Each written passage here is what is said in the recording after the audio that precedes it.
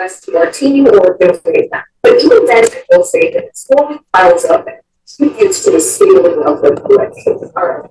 I think I didn't bring this box out. The other major contributing factor to the clutter is the data that is not specifically in the windows. This box, for example,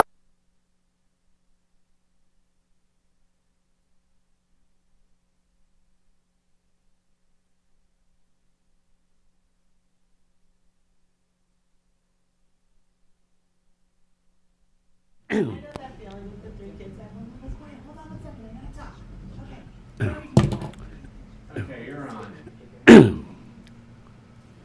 Good evening. Welcome to the February 28th, 2024 Finance Board meeting. Call the meeting to order at 5:02 p.m. Tonight is the last of our budget meetings with departments within the town. So the first department that we have today is the library. So Darcy, if you'd like to come up, or if there's anyone who wants to join you at the table. I think I should be okay. Okay.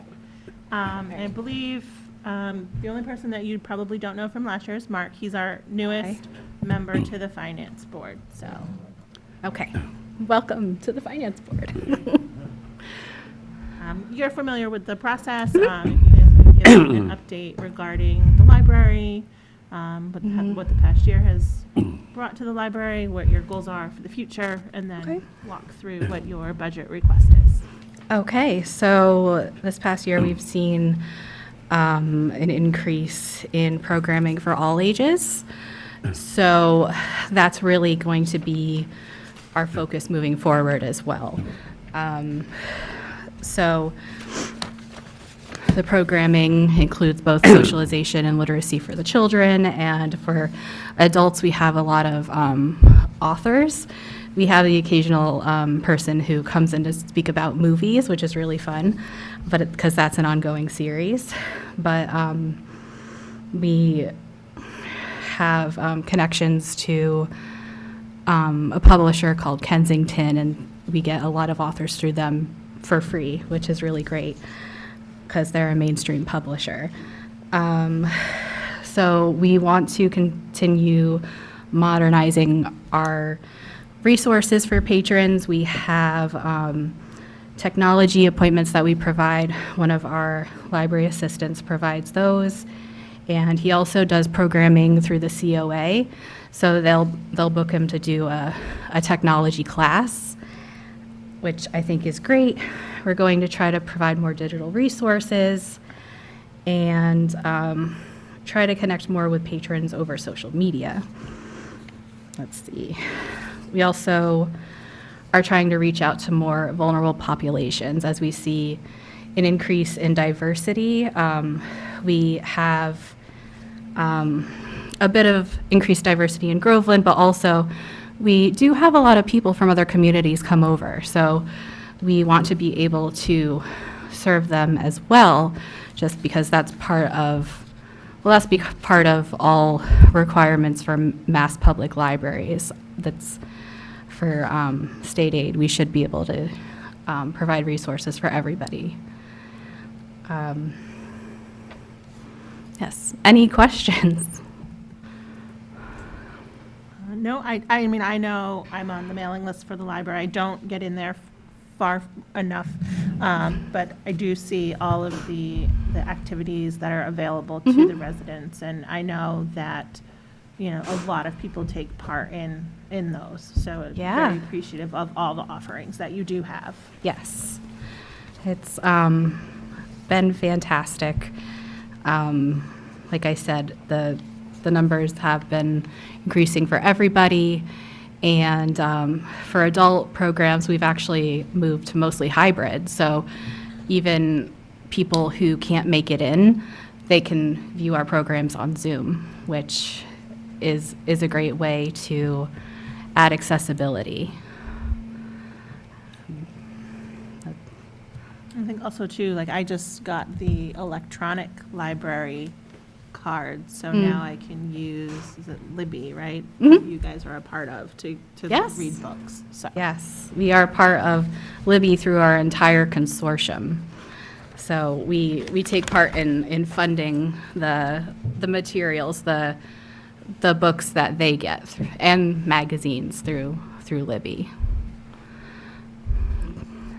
Talk a little bit about Libby? Yeah, Libby is an online, well, it's really an app that you can read books and magazines on. The books are available in ebook format or audiobook format. There's a wait list kind of like the same as checking out a book from the library. However, the numbers do go toward supporting the library. So it's I think a great resource that we have. So part of our budget is always the expenditure for what's it called again? It's the e-content requirement through the library consortium, which we can absorb through dues, but we try to also actually donate a little bit to the consortium so that they can even purchase more, and they can purchase more copies of these ebooks, especially the ones that are in demand, because some of them have really long wait lists, and we want all of our patrons to be able to get them right away.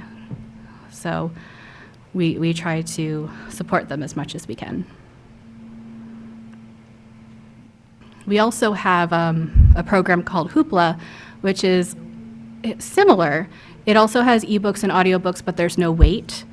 There's a kind of mix of mainstream and indie titles, but it also has TV shows, music, comics, and movies as well.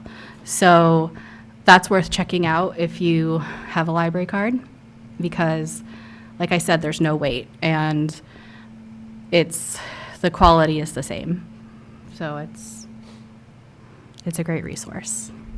So there must also be information on your website about both of these services if we were to look it up and explore a little bit more? Yeah. Yeah, so A lot we of nods have. behind you too. Yeah. You're getting support. Yes. Yes. Yeah, you love Hoopla. We have a lot of people who love Hoopla. It's showing in our increased numbers every month, because it's a pay per use. So we upfront them money, and then they decrease it from an account based on the number of circs that we get from them every month, and it can range between, like, I don't know, 60 and 100, depending on the month, which is pretty good for us because they, like I said, they cost per circ.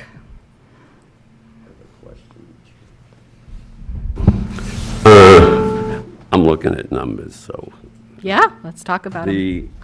the thing that stands out, and I know in the past we gave this a ride, the library materials, is that mandated by the state? Yes, that is one of the Mass Board of Library Commissioners goes according to Mass General Law. They set a certain number of requirements that we have to follow to remain certified, and that's one of them. What happens if we don't pay it? We don't do that. If we don't spend the required money 4%. on materials, we could lose our certification.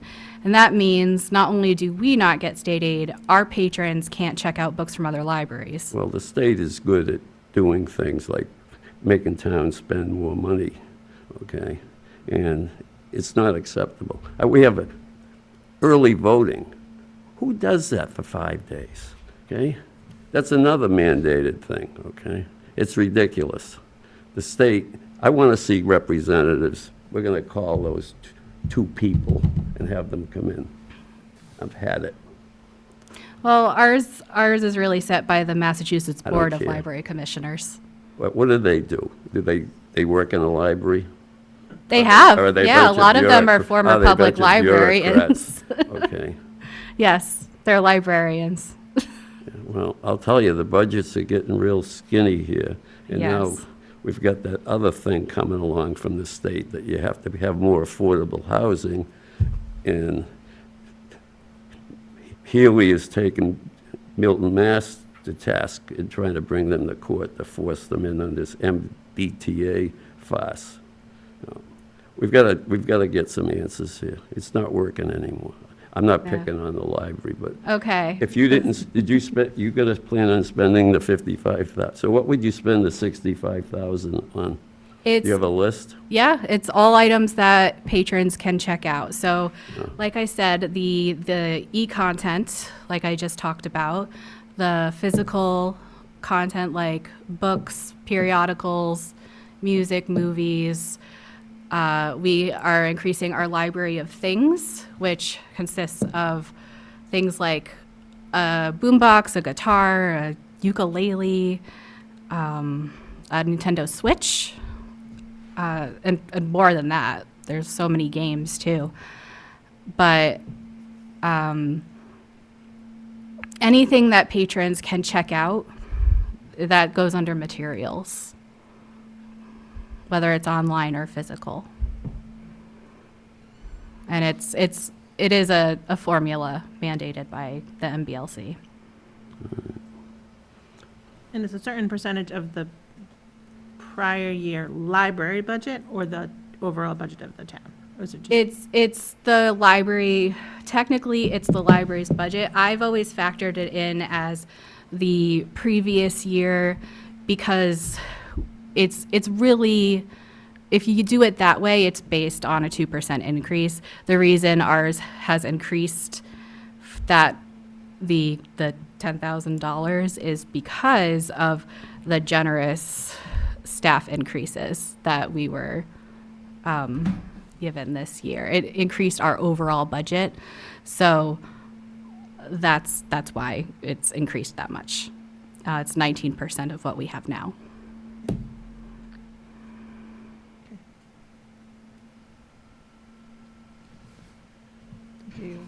I know you just joined us, but. Yeah, Something. thank you. First of all, thank you for the service you provide to the community. I wish more people would read and educate themselves. I think we'd all be in a better place. And I understand by state law, you're required to spend a certain percentage on materials based on your budget. So we're kind of locked into this Yeah. thing, whether we like it or not. And I remember several years ago when we missed that, and you lost your certification, it was kind of a disaster. It was very And we had messy. to scramble and- to get it back, so Yes, it's, we've been doing very well since then. yeah, it's just another one of, the federal government and the state government's mandates down to the cities and towns with no appropriate way to possibly fund things. Yes. But that's neither here nor there. Now, at one time, way back when, the trust had quite a sum of money. If I take a wild guess, maybe $120,000 or so, right? And are we now, that's now, I take it, invested in a very secure, low-risk kind of investment vehicle that draws as much interest as is technically and fiscally possible? Yes, I know it's gathering interest. I know it's not 120,000. Mary Lou, would you like to come talk about it? I wish I had brought all my materials with me. If you could explain how it works. It's off the top of your head. But it is invested, but under the laws of the Commonwealth of Massachusetts, right now, it's invested in what they call the legal list. There's only a certain number of things you can do, and but the state has changed that, and we've been exploring adopting it because I believe the town has adopted it for their trust funds too, and I believe there's a warrant before town meeting to have that. So hopefully the trust funds will earn more interest if they can be invested more broadly than what we've always been restricted to, that legal list. We don't invest it ourselves. We have a company that does that for us. Yes, that, awesome. And understandably so. I mean, you wouldn't want somebody to take the money down to the racetrack and invest it on, Yeah, also a lot of It came in second to sorry. Secretariat, right? So that's understandable, but that's good. At least it's not sitting in a simple checking account making 88 cents a month, which is Yeah. awesome. I don't know if there's much else. Basically, your increases are caused by our increases. Yeah, we were- exactly, It's exactly. almost one of those unintended consequences that you didn't really factor in, but it is what it is now. It is, yes. Also, I wanted to just state regarding the trust funds, because I don't think this was mentioned, but a lot of it is set aside for specific types of books, like a set of history books and stuff like that. So, just in case there's any questions about that, I wanted to make sure that everybody knows they're for specific reasons. But yeah, our increases are because of the increases we had this past year, and they were very generous. But yes, now it increased our materials by 10,000. I will say that actually, when I apply for state aid this summer, I will have to apply for flexibility because technically, like I said, it's the 19% formula is based on a 2% increase. So because I submitted a number that was less than that last year, technically it should be around like 64 this year, but I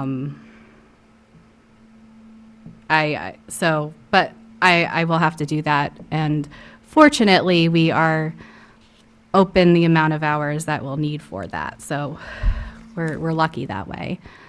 But flexibility just means that we'll be able to spend the next population's number on materials, which is 16%. But next year, I'm hoping to stay on 19%, so there's no confusion. Because it means asking the MBLC for help, which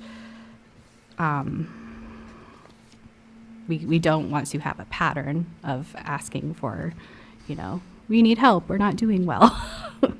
Don't we all? Yes. Now, I don't know if this has been discussed or not.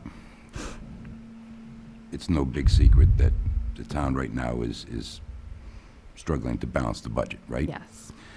And I'm not saying that it's going to happen. We're doing everything humanly possible, turning over every rock, exploring every option that we can to avoid any possible cuts. But if that scenario doesn't play out the way we had hoped, and we were forced to cut across the board, including the library, what would be the least impactful to you and the residents if we had to make cuts to the library? So what I'll say is I was asked by Rebecca to put together a worst-case scenario.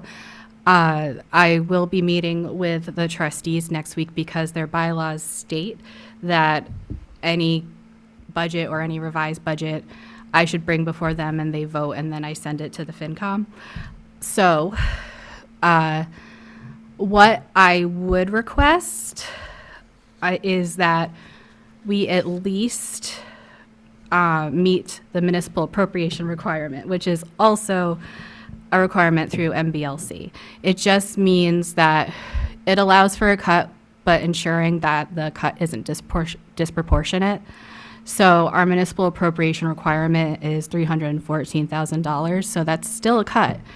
But it's enough that it wouldn't impact our services or our ability to stay open the 40 hours that would allow us to apply for flexibility with the municipal appropriation, or the materials expenditure, sorry. So it's all strangely connected. So if we meet our MAR, we'll be able to apply for flexibility. And then, but if we don't meet our MAR, there is a very high chance that we wouldn't be able to stay open Saturdays, for instance, because one of the possibilities is losing support staff, but the support staff really do keep the library running. So the support staff is the pages and the assistants. They not only do they cover Saturdays most of the time, they also do processing and cataloging and check-in and check-out and stuff with the archival materials, and they do the technology appointments. Like I said, one of our assistants does that. So I am hoping, well, I will be running by my board, but I would like to submit at least something for the municipal appropriation requirement. It's still cut. It's never ideal, but it allows us to still give the services that we've been giving. Now, let me ask you one more question, and then I'll move on. Have you done basically kind of a usage survey to see when your peak hours are for usage at the library? For example, we open at 8 in the morning, we close at 5 in the afternoon. Our peak hours seem to be between 10:30 and 12, and then it kind of dies down and picks up again around 1:30 to 3:30, so that Well, you can kind of gauge staffing levels, and if you had to make cuts, you could look at the least used time. yeah.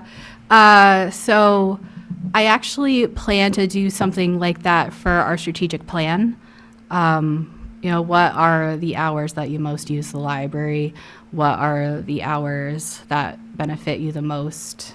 However, like I said, those 40 hours are very important because those 40 hours are the minimum for the next level of the, we're at 19%, the next level of population only has to do 16% for their materials.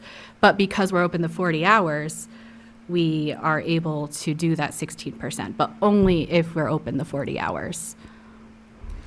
Gotcha. Thank you so much for your time and Yes, thank you. honesty in your answers. Thank you. Any other questions? Just a quick one. Yes. Are there any grant opportunities to pursue? So we have 2 active grants right now. We have an LSTA grant for children's programming, and it's also for materials and supplies like toys and things like that. It's all very STEM based. The former youth services librarian put that together. It's wonderful. And we also have a cultural council grant coming up. So we will be able to provide really great performers for summer reading. So those right now are what are active, but we're always looking for more. Yeah, I've seen things loosely tied to ESL, and there's a few that seem to be out there, but I'm not sure how realistic that really is. Yeah, they'll say the grants can't replace the municipal appropriation requirement. It's in the name. It's appropriated by the municipality. So it's a way to make sure the town pays the library or gives the library that operating Right. amount. I know you have limited space there. Do Yeah. you accept donations, material donations, books, journals, or is there anything you're looking for? We do, mostly around book sale time, but throughout the year, we will take a few, we put them on our green shelves, and actually the Friends of the Library is the recipient of the money, and they also do help us out with materials and supplies for programs and things like that. So, Gotcha. yeah, we do take some. We take like 10 at a time right now, but during the book sale, you can bring as many as you want.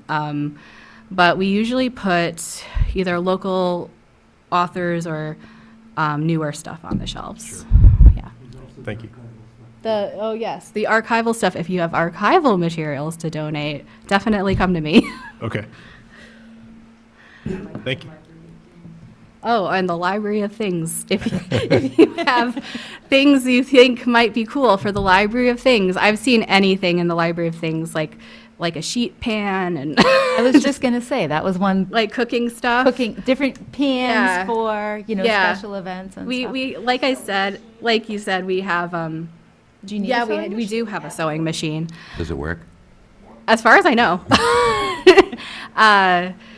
But the ukulele. Where does like the I said. Library of Things live? It's in the front when you walk in. It's so one side of the front green shelves, that's the Library of Things. One of it and the other side is like the Friends shelves where they have their book sale and also their puzzle exchange. So it's right there so you can see it. The more expensive stuff like the Nintendo Switch is not kept on those shelves, but you can ask for it. We have signs that say we have these things. Yeah. And kind of going off of the donations of things, like, I know in the budget request, you've moved some money from training over to the supplies, which I assume are for like the various, programs that you're using, and you've had an uptick in participation and stuff like that. So is that an area where you'd also be accepting donations where, hey, we want to do a certain themed, event for the children, and we're looking for these donations? We've done that before. Supplies is really, and I think I did go over this last year. I know you see a lot of people. So supplies runs out really quickly, mainly because of book covering materials and ink. And, sometimes just circumstances. Like we saw a huge increase of patrons this past month because Haverhill had an issue where they had some flooding and they had The to be library's been closed. So we had a lot of people coming in, using our services and making a lot of copies, for instance. So paper is a thing. And we, so any processing materials, any repair materials that we need to buy, that's usually supplies. I do take some programming things out of supplies as well, depending on if those can be used for other things. Like we have take and make crafts, and those take and make crafts are put in these little bags, and I was requested by a staff member to buy those, and technically that's a program, so it could have gone under programs, but we can use them for other things, so that can go under supplies. So I try to balance it depending on what something's being used for. We do sometimes take donations of supplies. We get a lot of donations of yarn, for instance, which I know helps the knitters. But yeah, I think if there are supply type things or craft materials or whatever that anybody wants to donate, just come to me and I can talk it through with them, because it'll depend on what it is. Right? Yeah. Anything else? Sorry. No, I think we're good. Thank you you. guys so much Thank for coming you. in. And I think the board that came behind you. They're all lovely. Okay, thank you. Thank you. Thank you. I keep leaving my book in the car.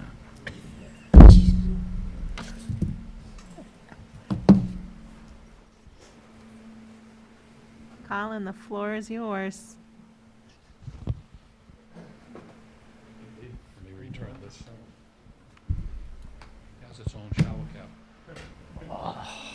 Thank you. Evening. Oh, Water and sewer. yes. All right, so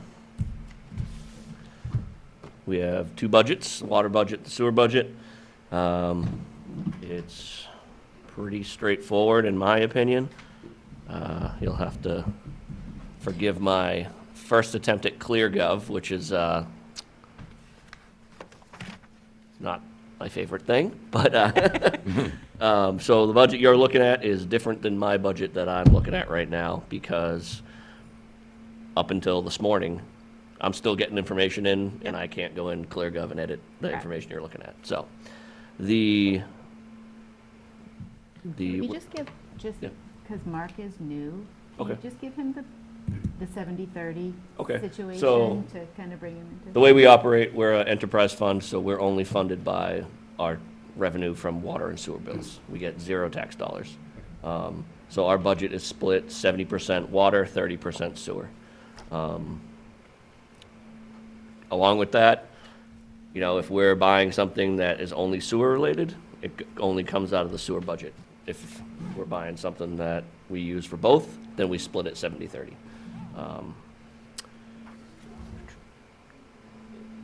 Some things that aren't kind of set in stone right now is Rebecca and myself are working on my guys' union negotiation. We're pretty much wrapped up, but until it's stamped, you know, nothing's final. This morning I got information about on the water side, the bond principal and interest lines are different than what you're looking at.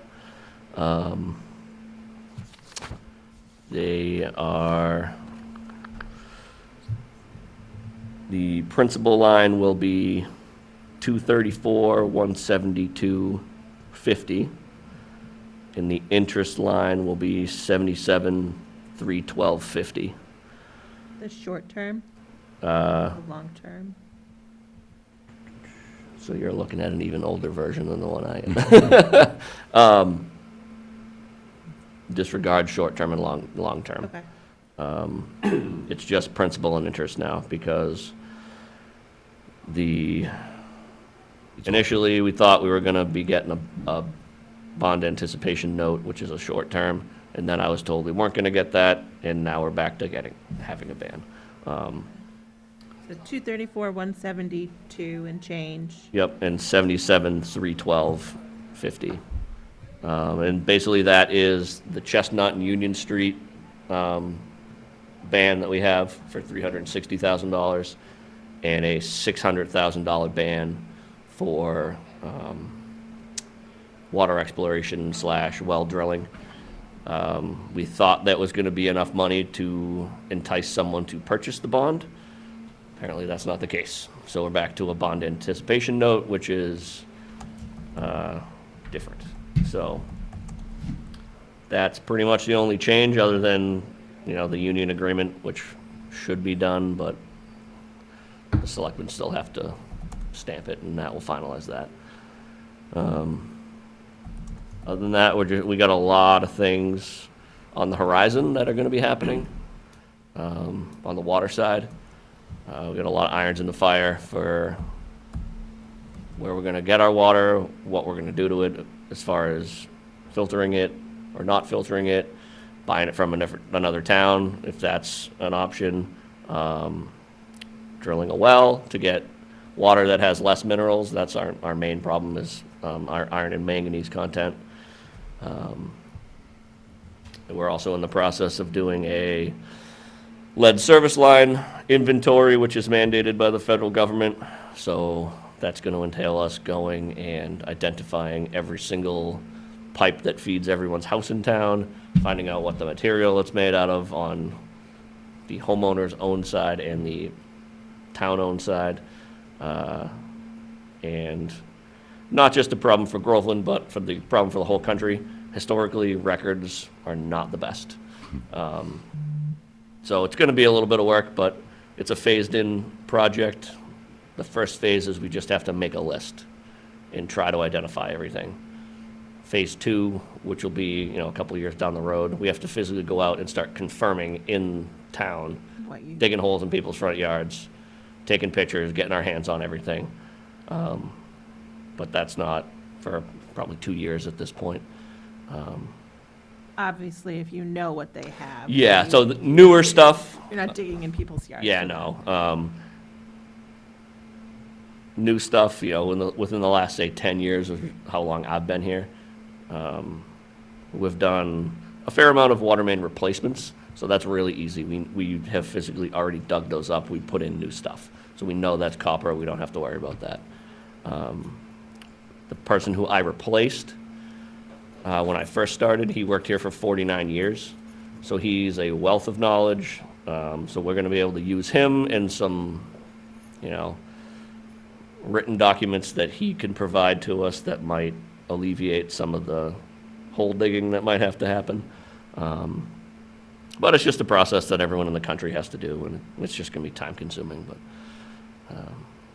yeah, that's about it. We don't have anything astronomical jumping out in the budget this year. So it's pretty, I feel like it's pretty standard for us. So that's the water side. Did the sewer Yep. side have any changes to the numbers that you? No, not to the best of my knowledge, no. Again, same thing with the operators union agreement, not finalized yet, but should be pretty soon.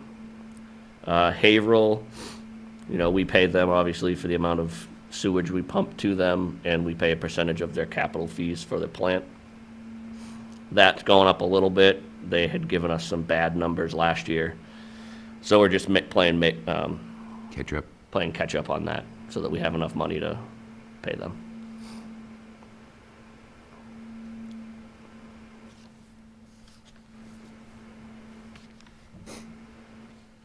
And then I know I spoke to you briefly, obviously, when you look at goal number 2 under the water, there's this big thing called a filtration plant that may be forced upon us at some point. Yeah, So I guess mean- if you can just, because there are people who will watch the video and just. Yeah, give a so bit of insight on that. it's no big secret that for decades Groveland has had an iron and manganese problem. We don't filter our water at all, and we pump minerals out of the ground. And those minerals go out into the pipes, and they go into people's houses, and that's where your dirty water comes from. My personal opinion is we should have been filtering this a long time ago, but didn't happen. Now it's still a problem. It's not going away. It's not going to go away by itself. And this new regulation for PFAS, which is the forever chemicals, that's coming out at the end of /early 25, and we are just over the threshold for being required to treat for that. When that happens, we're going to have to treat for PFAS, and in order to treat for PFAS, we're going to have to remove the iron and manganese. So we're looking at options right now of either filter it or buy water from someone else. And we're putting forth some warrant articles for a town meeting to pay for kind of the next steps to looking into that, and what that's going to look like for the ratepayers in town. So. I was going to ask about the PFAS in general, actually, because it is on the, has that stabilized over the years, or is that slowly creeping up? So it's been stable. We've been sampling for it for probably 3 years in Groveland. Okay. And it's been steady. Yep. You know, in the summer, when we pump more, we're pulling more through the aquifer, and it ticks up in the summer, and then when we slow down in the winter, it drops back down. But Gotcha. it's been pretty linear. And like I said, we're just, historically, when you do the average, we're just over the threshold of what we're anticipating. What the threshold is currently, what they're telling us it's supposed to be. Sure. We're just over it. But unfortunately, they don't care if you're just over it or if you're 20 times it. If you're over it, you're over it. Yeah, there's a ton of work being done there and around the country, and a lot of research too. So Yeah, it's- so we're, it's not finalized yet, but as it stands right now, when the regulation comes out, we have to treat for it. Sure. So is that the $20 million thing? Yeah, so I mean, that was $20 million a couple years ago. Yeah. In, 3 to 5 years, probably not $20 million. Well, at Topsfield, they paid 13, but that was like 8 years ago. Yeah, and actually what Topsfield built is exactly what we need here, I know, so. but we don't have, I mean, a lot of people in town have septic systems. They Yeah, have wells. yep. So the base of subscribers is, so that 20 million, let's say 25 million. Are we going to be mandated at some point that our water needs to be treated? Yes. Yes. Yep. Great. I think I'll So- get my for sale sign up. Well, so when will you guys face that? Because it's got to start somewhere. Yeah, so we're looking at the different options right now.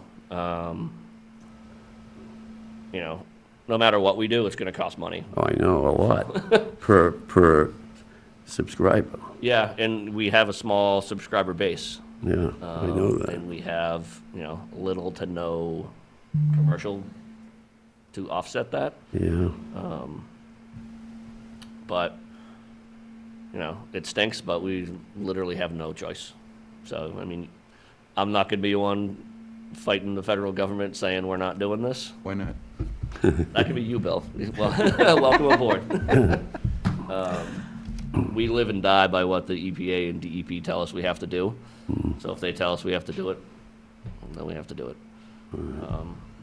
And that's not something we could do in conjunction with another community? Would you That's, you share know, we're one? looking at that right now. That's one of the, I don't want to say options, but it's in our thought process. But where there's various avenues that we could look at, and we're looking at all of them so that we can, with a straight face, tell the residents that, hey, you know, we looked at options A, B, and C. Yeah. And the one that we picked, we feel, my board feels is the best option, and that's what we're gonna do. So, Does the new well location, proposed well location, does that help you at all? Has that been tested or? it has been tested, and unfortunately, so I don't know how much you know or don't know about, so we have 3 wells in town right now. 2 of them are directly behind us at the Pines. They manifold together and pump out as one, and then we have one over by the solar fields off Main Street. Each one of them independently trigger the PFAS removal. I see. And we pretty much can't function without any combination of the 3. Yep. So,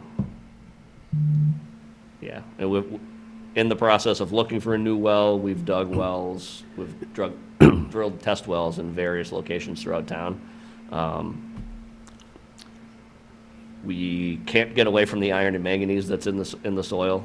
We've found it everywhere except for our proposed location, which is additionally over near the solar field, had lower levels of iron and manganese.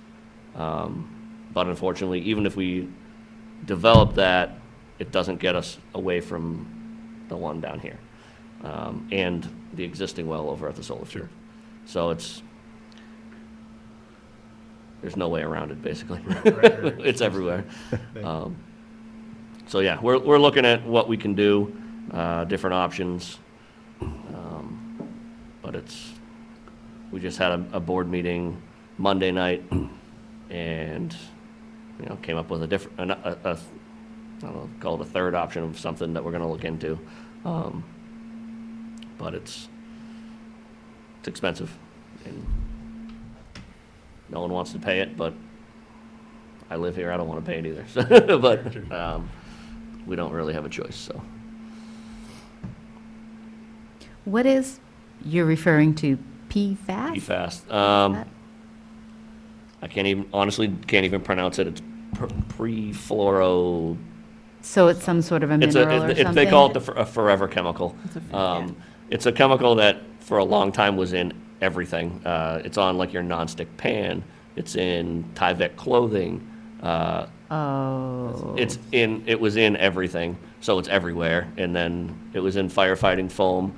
And they, Right. they spray that into the ground and it doesn't go away. Oh, ever. so now it's all in the water. that's- It's And they're like- fine- Sort of like a contaminant. Yeah, so I mean, they find it in the river, in Right. streams, they're finding it in fish. I know. That's why, everywhere. like, some of the lawsuits against the firefighting Yeah, so- equipment and stuff like that. and the There's big, chemicals. massive lawsuits against 3M, the chemical company, and DuPont, the chemical company, because they're the manufacturers of it. But Department of Defense is putting a lot of money into trying to figure out how to fix this because most of their sites have high PFAS levels due mostly to firefighter foam and some of their hangars. yeah, The fire detection system goes off, they fill up with foam. yeah, it's everywhere. And not to get too far off track, but the sewage plants, they take the sludge that's left over, and some of it gets sold to farmers for fertilizer, and that has PFAS in it, and they're spreading it all over their fields. So it's everywhere. And the amount that the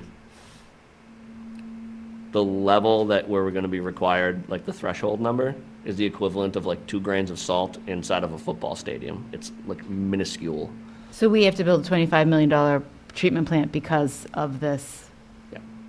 chemical that Yeah. the world has introduced to Yes. Everything. our ecosystem, shall we say. Cool. So honestly, we were looking into the treatment plant without the to. PFAS aspect of it, strictly because of the iron and manganese, and Yeah. you can't avoid it. It's here. We know it's here. It's been here for decades. But once that PFAS regulation comes down, there's anticipating, or what I'm hearing is like a 3 to 5 year window to comply. And, to build a plant takes about 3 to 5 years. So if we don't have our ducks in a row and that's the direction that we end up going, we're going to be in trouble. So we'll see what happens, I guess. So, Colin, I just happen to be in that business for a few years, water filtration with Ionics and then GE Ionics.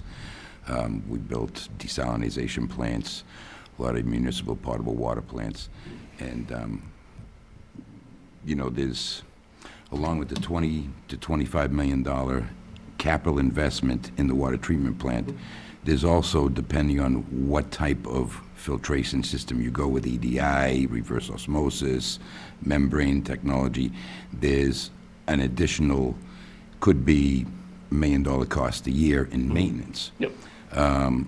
But when I was there, and I know GE is still, I believe is still into that business, we did things called BOOs, Build Own Operates, where GE would come in, or Ionics at that time would come in, and we build the plant in Milwaukee or Minneapolis. And we would own it, we would build it, we would own it, and we would operate it. And the cost is, when you turn on the faucet, that's the charge. So it saves the municipalities all these capital costs, the maintenance costs, the operating costs, because you have to have somebody operate it as well. So I wonder if the other towns have similar problems, if we could collectively think about reaching out to one of these companies, GE being one of them, and saying, would you consider a BOO in this community where you would service 3, and then we could kind of share the water cost, but there would be no upfront cost to the community, because these things are expensive, and the maintenance that goes along with them is something that nobody talks about. It's just not a $25 million investment and then you Right. walk away. Yeah. Add another $1 million every year after that, depending on the technology you use, just to maintain and get the potable water you want out of it at the end. Right. Yeah, nothing, nothing's free, and there's always going to be continued maintenance and replenishing the green sand. It would be a green sand plant, and that's not inexpensive. I'm hesitant to farm anything out to a company that we can't tell them what to do. But you know, everything's an option.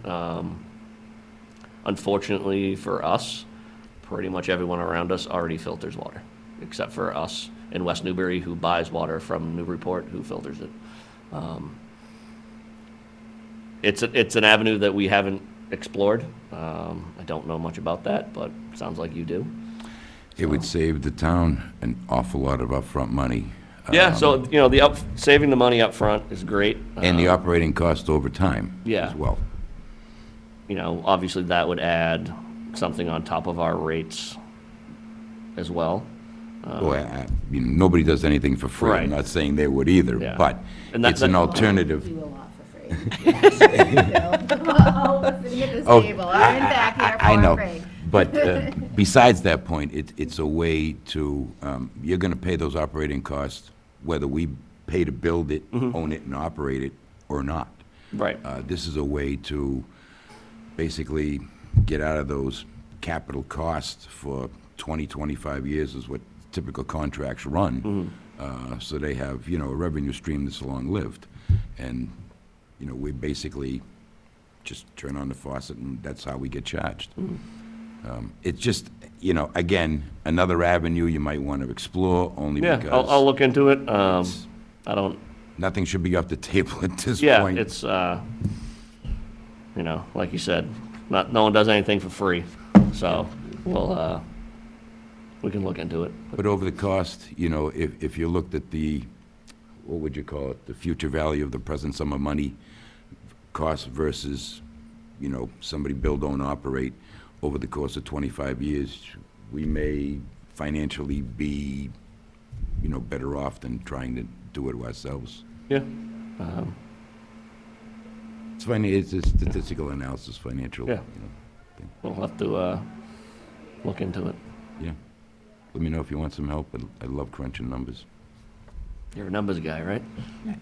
You know, numbers never lie. 2 and 2 is always 4, I don't care. You can't debate it, right? So when you put the numbers out there, they tell the story. You just have to be willing to read what they say. Yeah. All right, we'll take a peek at it. Yeah. And that baseball go. Yeah, right? All right. Any other questions for Colin? No, thank you, Colin. No, thank you very much. Thanks for your time. I know Dr. B was planning on joining us tonight. I don't know, I haven't seen him come in. Thought I saw him. Is he out there? We can go take a peek. The Whittiers, okay, perfect. Maureen's here too. Maureen. Thanks. I didn't know we were doing a wait. You just have to have a contract where you can. Doing what? I didn't know we were waiting. I just walked in. I didn't know we were waiting. We just finished with Colin. was His perfect. hesitation is Works like out well. And so, Oh, We gained 25. now Suzanne, here's Suzanne, come on. Exactly. The business manager. Why not? So you gotta present too? I just want, Oh, you did? I warmed him up.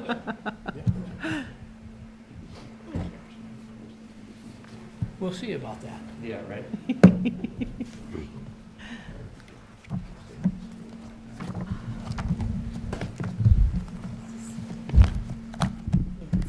I want to thank you very much for accepting the invitation to come before the board today. I know we did have the joint meeting last night with the school committee and the other member communities, but I thought this was a great opportunity just for us to have a dialogue back and forth about, you know, understanding, you know, the various constraints that the community is dealing with and, you know, trying to make sure we have a partnership in terms of that end of Sure. this big number that's in Great, front of yeah. us. Absolutely. Yeah, so I think it's probably a good start on, you all heard mostly last night, but I know it's being recorded for listeners. They may not know this, but they're hearing for the first time, but for our budget, we went ahead and we budgeted at level services. So what we have right now is what we were going with. And that amount would have driven everybody into an override, I think even potentially West Newbury. So we knew we couldn't do that, so we cut $1 million out. And with the million, that's something we'd have to figure out how to do that. But even with that million, like what we heard last night was, like, that still puts Merrimack in a bad spot, and they're still trying to work through what they're doing. Still puts you all in a tough spot as well. 400 and change, is that right? 400-something thousand? Enough to Yeah. make us nervous. Yep, sure. So, and you sit back and think about it, this is where I think last night we kind of got in a gray area, like, what's driving this? And so I think there was one pie chart that I had showed, and it was, if you took all the factors of the increases that it caused, you have a couple of them. You have the Essex Regional Retirement, you have the health insurance, and we have the same thing, the GIC Right. and Essex Regional Retirement. So if you take those two pieces, and then for us, you have the increase of what the cost was for our collaboratives, for our special education collaboratives, and then the increase, or the decrease, what state's given us for regional transportation. That amount exceeds, even with the $1 million cut, what's left over from that, it goes beyond that. It's 114%. So already, we have no other option, and it sounds like you are in the same place, Merrimack's in the same place, West Newbury's not. But even on the front of the paper, Newbury, what are they doing that we should be Why are they doing? cash flush, you mean? so, great question, and I've tried to figure this out. I have a working theory. So the way the foundation budget works, and I tried to do a hand visual, I'll try to do that again, but there's a minimum local contribution that towns have to make. The state says this is what you have to do. Everybody in the Commonwealth pays more than minimum local contribution. And then there's an amount that they think you should be paying. So what we pay, so here's the minimum local contribution, then there's what we actually pay, and this is what they think we should be paying. So if you're in a wealthier community, like the top 11 wealth, so we'll just say Weston, like, you're probably up here, you're right meeting that, so you are looked favorably upon in the formula and that you get support. West Newbury is got a smaller gap than Groveland and Merrimack.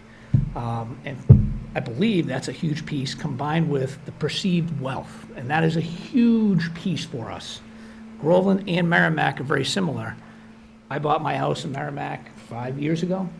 The cost of what it's appraised at right now, which is extraordinary. Oh, There's no way I could be able to afford it. And I think that's what we all are having, and not just this area, but it's the western part of the state as well, where property values, which is what gets looked at by the state, along with income. And I think in the budget book somewhere, is there a list of what the Department of Revenue states is the average income? Yeah, so the average household income, I think West Newbury was like 185,000, Groveland was 130, and Merrimack was like 100, or somewhere thereabouts. Those numbers are very big compared to what I would guess them to be. But for those Groveland. reasons, the state just has this expectation that this is what we're gonna pay. But even. Yet, we can't pay it, we 2.5%? can't collect it by law. 2.5%, So right? that's ridiculous. I'm not saying ridiculous on you. Yeah, I'm saying I a don't disagree. ridiculous ask of the communities that we have this ability to pay, yet we are not able to levy The that. revenue in But I- order to pay it. I know, that's the conundrum that he was talking about, that we all, and we're not alone, there's probably 361 communities just like us. 351. 350. Project 351. But even if we had the ability to levy it, the residents don't have the ability To to pay pay it. it. So, sure, we could go ahead and levy it, and then what you're gonna have is you're gonna have uncollected taxes that are So just there's gonna no funds. increase. So there's still gonna be no funds to actually put the money out to pay it. So, Yeah, so I think if you look at the cover, the Newburyport Daily News today, if you go through that newspaper today, you'll see there's two interesting articles. One is Amesbury, and they're making a couple dozen cuts. They were requesting like 8 point whatever percent, and the town said you can get 3 point whatever percent, and that's going to require all these cuts that they're going to have to make. But it's for the same reasons, right? They don't have regional transportation, but they'll have the collaborative, they'll have the health insurance increases, as will the town of Amesbury. and they'll have the other expenses with Six regional. Essex Regional. So they'll have all the same issues, but the insurance is just, it's this year's quagmire. How do you say there's going to be an increase of 11%, or even if it was 9%, when you can only levy 2.5%? Most employees take insurance, and it's a huge cost increase to all those areas. So for us, what we're looking at, I had school committee members ask me like a month ago, didn't we, because normally we would invite a small group of school committee members in and say, hey, these are the things we're looking to add in. And I knew a month, I said, we don't need to do that this year because there's nothing for us to be adding in. Like, all we're going to be doing is taking out, and we need to start thinking, we will be thinking strategically and have been thinking strategically, what are we going to take out to make this work? And we'll do everything we can to make it so, and this is a very important concept, we'll do everything we can to make sure towns don't go to an override, but at the same time, there's going to be that expectation that the state has still. So if we're in, like now it's $1 million, if we go further, let's say it's 1.3 million we cut back on. If we go 1.3, next year the state's going to expect it in the foundation formula, not Chapter 70. Chapter 70, we're getting $68,000 next year. But in the foundation formula, they're going to come back and they're going to say, hey, your gap's bigger. You need to pay a lot more now. And it's going to be the same thing. That the 2.5%, you can't generate nearly enough revenue off 2.5% to pay that chunk. And that the schools represent, is it 65, 70? 64% of our budget last 64% year. of your budget. Like, that's a huge chunk. So we are highly cognizant of that. But there's just like, there's nothing we're doing to drive that cost up. It's what's being done to us that's causing it. And I don't think that's going to be different anywhere at any school district this year. Last year it was OSD, which was just primarily us. And we had these huge overrides, which I thought was going to be good, keep us good for a couple of years. And Greg, the former business manager, said, there's no way to know. Like, you don't know what's going to come out. And sure enough, son of a gun was correct, which is annoying that he was, for many reasons. Yeah, insurance is a big deal, and you're locked into what you can do, right? You have to go with the GIC? We have to do the GIC every few years. We can renegotiate. We can look out and see what's out there. The teachers unit is the biggest driver on what they decide is where everyone else is going to go, because it's percentage and they have the most members. But there's another one out there that I think this year went up 3%, but there's another group this year that went up 17%. But once we're locked in, we have to be locked in for, is it 2 years or 3 years? Right. So if they came out with numbers a month ago, if they came out with numbers at the start of February or the end of January that said, hey, this year our increase is going to be 17%, next year we couldn't bail out of that and find a new vendor. We'd be stuck with that. There's some municipalities and some districts that year to year they can see what the percentage is going to be and they can shop around. And we just don't have that ability. We had the same problem with an aging workforce. We were faced with quite a increase in our premiums for the insurance, and we tried to farm it out, and we really maintained it similar or coverage. There wasn't a lot out there, so I feel for you in that, because I've experienced that pain with and I'm sure you do, because you sit in the same seat I do in the business world. It's been difficult. That was a tough thing to absorb in my budget. I imagine it was yours too. And there's only so much you can pass off to the employees.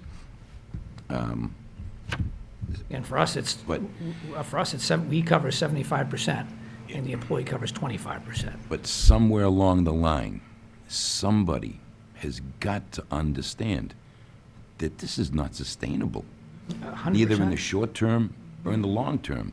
I mean, the new school has done wonders to increase our property values. It makes the community very desirable. But now the opposite could take effect if we have to cut services and taxes go to such a degree that people can't afford to even live here, then the pendulum swings the other way violently. Yeah, and I think we've said this before.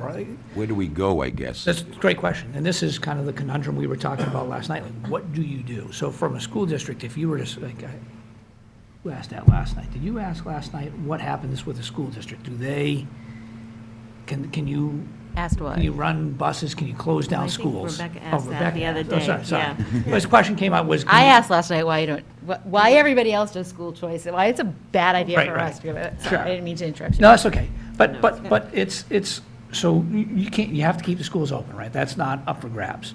So if you strip down everything, when I say strip down everything, like, there's some districts close to us that they have class sizes in the low 40s. For Pentucket families, that would be unacceptable, completely unacceptable. But if that's where it went, that's where those places are. So you could strip down those schools so they're in the low 40s or upper 30s, wherever it is. But still, there's a certain types of services you cannot avoid. So when you rewind to when we were all in school, something like special education was probably 2%, 3% of the budget. It's almost 30% of our budget, or just over 30% of our budget. And that number, you can't decrease that. You can't pull service, because if you pull services, then the students are going to go out of districts, and it's just going to be more expensive.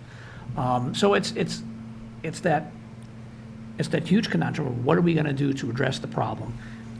And the bigger question is, what can we do?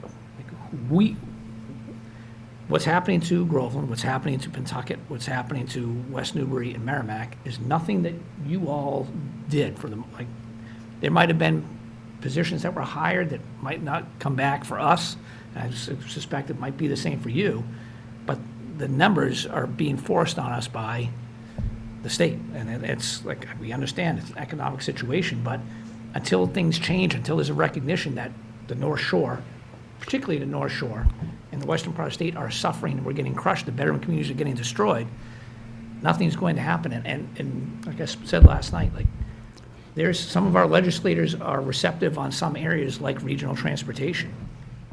Some of our legislators just don't hear that we have serious issues with funding, because they look at bigger places that appear to have bigger issues with funding. And they Which think ones? that's- Can you name them? Sure, a lot of big urban districts that. No, which legislatures aren't receptive? Yeah, you'd have to. Can I ask go a through question? We'll take that off the record. Do you collaborate with the other district superintendents? Do you like, you do? Yeah, we have. So why don't you politically get together and do the politics thing? Because what we're doing now, It's not sustainable. you know, because that budget override, we will have to cut services. It's asking, should I cut off your right arm or your left arm? This time, it's really something that we're in a conundrum. And I know Rebecca's banging her head every night, okay, and over-worrying. But it is what it is, so. Yeah, we actually, so the North Shore Roundtable, there's a subcommittee that I'm a part of, that's a special education subcommittee to address the special education funding, but also we'll meet in just about a month or just over a month. So we time it when they're in session considering certain bills to just try to push. So some of the things that they're looking at now are, all the superintendents, we actually meet at Whittier. We have a luncheon with all the representatives, because as a whole, when you have all the representatives, so you have Peabody's reps, so it's bigger numbers. And we just lay out, these are the biggest problems that we have, and we really need your support. You give them a one-pager, hit the highlights of what the situation is. And what they do with it, that's, you hope they advocate for you, and a lot of times they're receptive. I think that the tricky thing, and I mentioned this last night, is we're here talking about, I know you're talking about a lot of different things tonight, but when I talk about just education. And it's what I do. It's what this is my area of expertise. They're not, like, they're just regular people who, they're trying to figure out, how do we work with senior housing? How do we do transportation? How do we deal with new immigrants that are coming in? So they're jack of all, master of none. So this concept is. I'd rather have a collaborative of of our size, not Peabody, not, I mean, we're never gonna, they're gonna get what they need, and they have more Right. money to play around with switching, moving money. We don't have any of that. We don't have much cash. Okay? We have capital needs, like replacing a roof. So it's just hard, I mean, Yeah. you know. It is. I think if someone lived in our towns, they'd understand. Yeah, well, I don't think we have a representative that does live in our towns, right? well, I'm a product of 40 students in a class because I was post-World War. There you go. II. Yeah. And then they overflowed and they would run 2 shifts, That's right, it was call the. it 2 platoon or something. Yeah, So why don't we go back to 40 in a class? yeah, it's doable. I think, I mean, it's being done. I wouldn't say that, I think that district would probably look at you and say, if you look at how we're performing, it's, I get it. yeah. I can say, so I've been on the finance committee for, I'm going to say, 8 years or so now. And it did seem years ago that we would somehow finesse a number. And for the last, I'm going to say, 4 years or so, it seems like we can barely make it work, barely. The override last year was one of the most stressful times of my life. I mean, I really did not sleep. If that override did not pass in our town, and we were handed that assessment, it was going to dismantle our town services. And to try to reassemble it, I just can't imagine how expensive it was going to be, and it would have been very, very difficult. And so it barely passed, less than 10 votes, right? And I really thought it was going to give us the chance to reset our town services, because our town services, our town side of the budget seems to always be reactive. And I'm not blaming the school. I understand it is what it is. But on our side, we have one administrator who has no administrative help. And every single year for the past, since we've had a town administrator, 3-4 years now, the number one priority on our side has been an administrative assistant. A part-time administrative assistant, And not we even a full-time. Can't afford it. And then, you know, we've got a town accountant, we have a treasurer, a clerk, we have one-person departments. There is, and we're talking about, we don't know if we're going to give we aim for a 2% cost of living adjustment. That's on the table this year. We don't know if we can do it. So and if that's what the voters vote for, if that's what the town meeting approves, if that's what the school committee approves, if that's what our community at large approves, I understand it is what it is. I just worry that we're not being clear enough. This is what's at stake. This is the tail that we're wagging, the dog, however you say it. This is and also understand that a 0.5%, 1% shift, $100,000 cut on the school side is real money to us. It's a position. It's a whole entire position for a whole entire year. Every single dollar to what's left of our budget, what is our operating budget, like $8 million after we pay our education. And then you pay trash, insurance, like you know. I mean, what's the word I'm thinking of? Disposable, any kind of decisions that we really have to make with our budget are few and far in between. You know, and that said, our town has done a great job of supporting town services. But, I mean, I just want it to be really, really abundantly clear. I know you need your paras. I know you need administration. I know you need help. But every single one of those decisions is taking away from staff that we just plain do not have. And desperately need. And so I just want that concept, I feel like, I just don't know if that's been transparent enough. I don't know if the school committee really understands that very, very real and true fact. Yeah. And that's why I appreciate you Oh, being sure. here. I appreciate having this discussion. I feel like in other cities, when the mayor of the city is the chair of the school board, they know, I'm going to take this away because here, it's all being part of one. But for us, I feel like we're given a number and it takes away and it takes away and it takes away. And we are stuck. We're so stuck. And here we are. We volunteer our time. We don't get stipends. This is all for complete free because we care about our community. And we sit here at budget time, we interview all of our department heads, and they look at us like we're bad people. And we're just in a difficult position. Yeah, so I think there's a lot there, but I agree 100%. You know anything to make me feel better? No, Do you stay at night with the plows outside saying, oh my God, we can't afford that? Yeah, this is, so I think at the end of the day, the question is, what you raised a good, it's not about transparency, it's about, we are all terrified. I don't care which town, we're terrified of overrides, terrified. And what you said about the stress of not being able to sleep, that was me for the last 2 years. One, because we had the first one that failed, and then the second one was not just the potential of it failing, but the potential of 2 towns passing and 1 town not, whether that terrified me, because that would be, like, literally, because it passed, the school district is causing one of the towns to go. Exactly, exactly. And I think we said this last, that's not the relationship we're looking, that's not the relationship we want. But because we're terrified of the override, and for good cause, it just comes down to, okay, it's a struggle for the town to function, it's a struggle for, like, obviously, we're making massive cuts. When we're making those massive cuts this year, you'll be able to have the position. So we're losing positions, you'll save some of your positions by us losing. You're not going to gain, but you'll save some of those positions. But for the public to understand, look, we don't like overrides. We don't want to do them.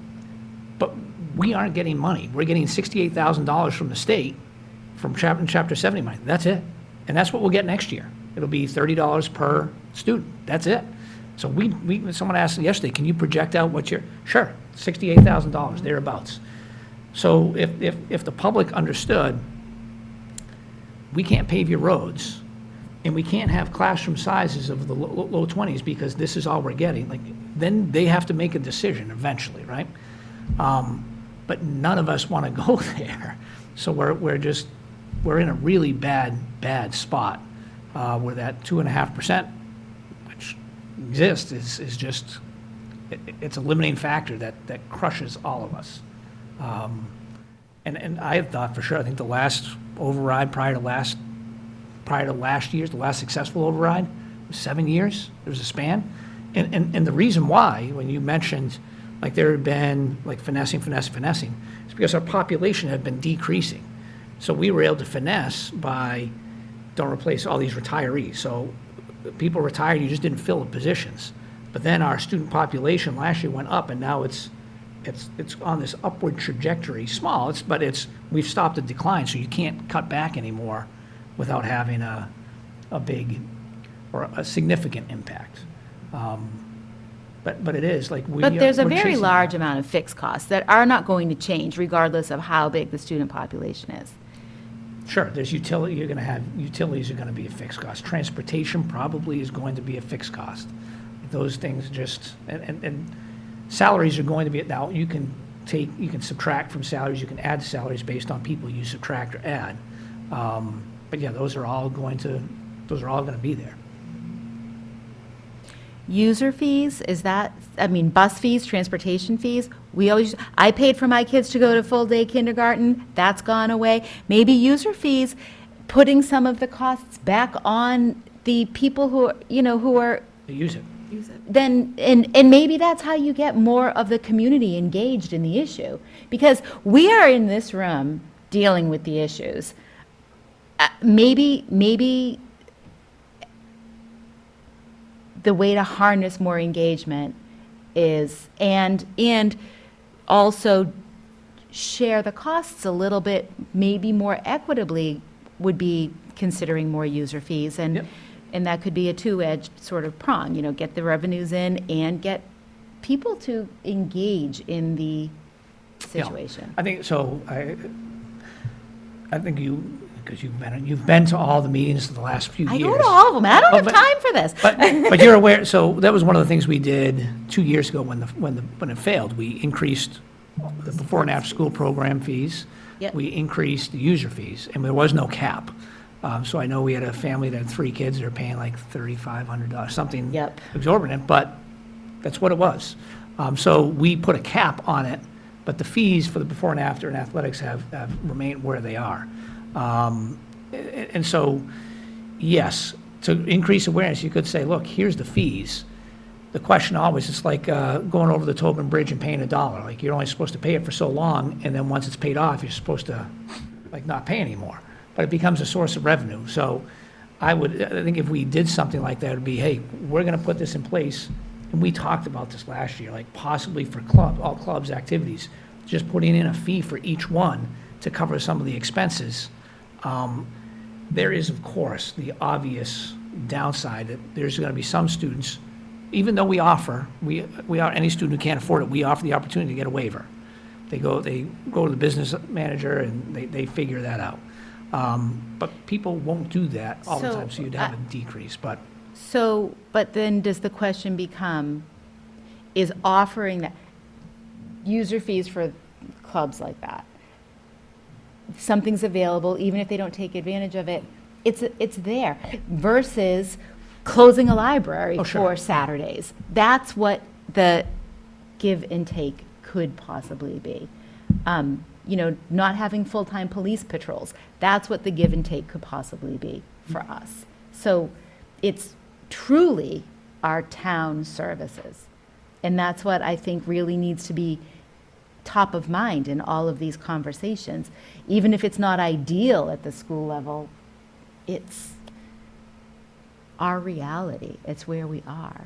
And so I think the other part, I always think about, I know I write this in any paper when I talk about a school and a school community, like a school and the town itself is reflective of what do the people want.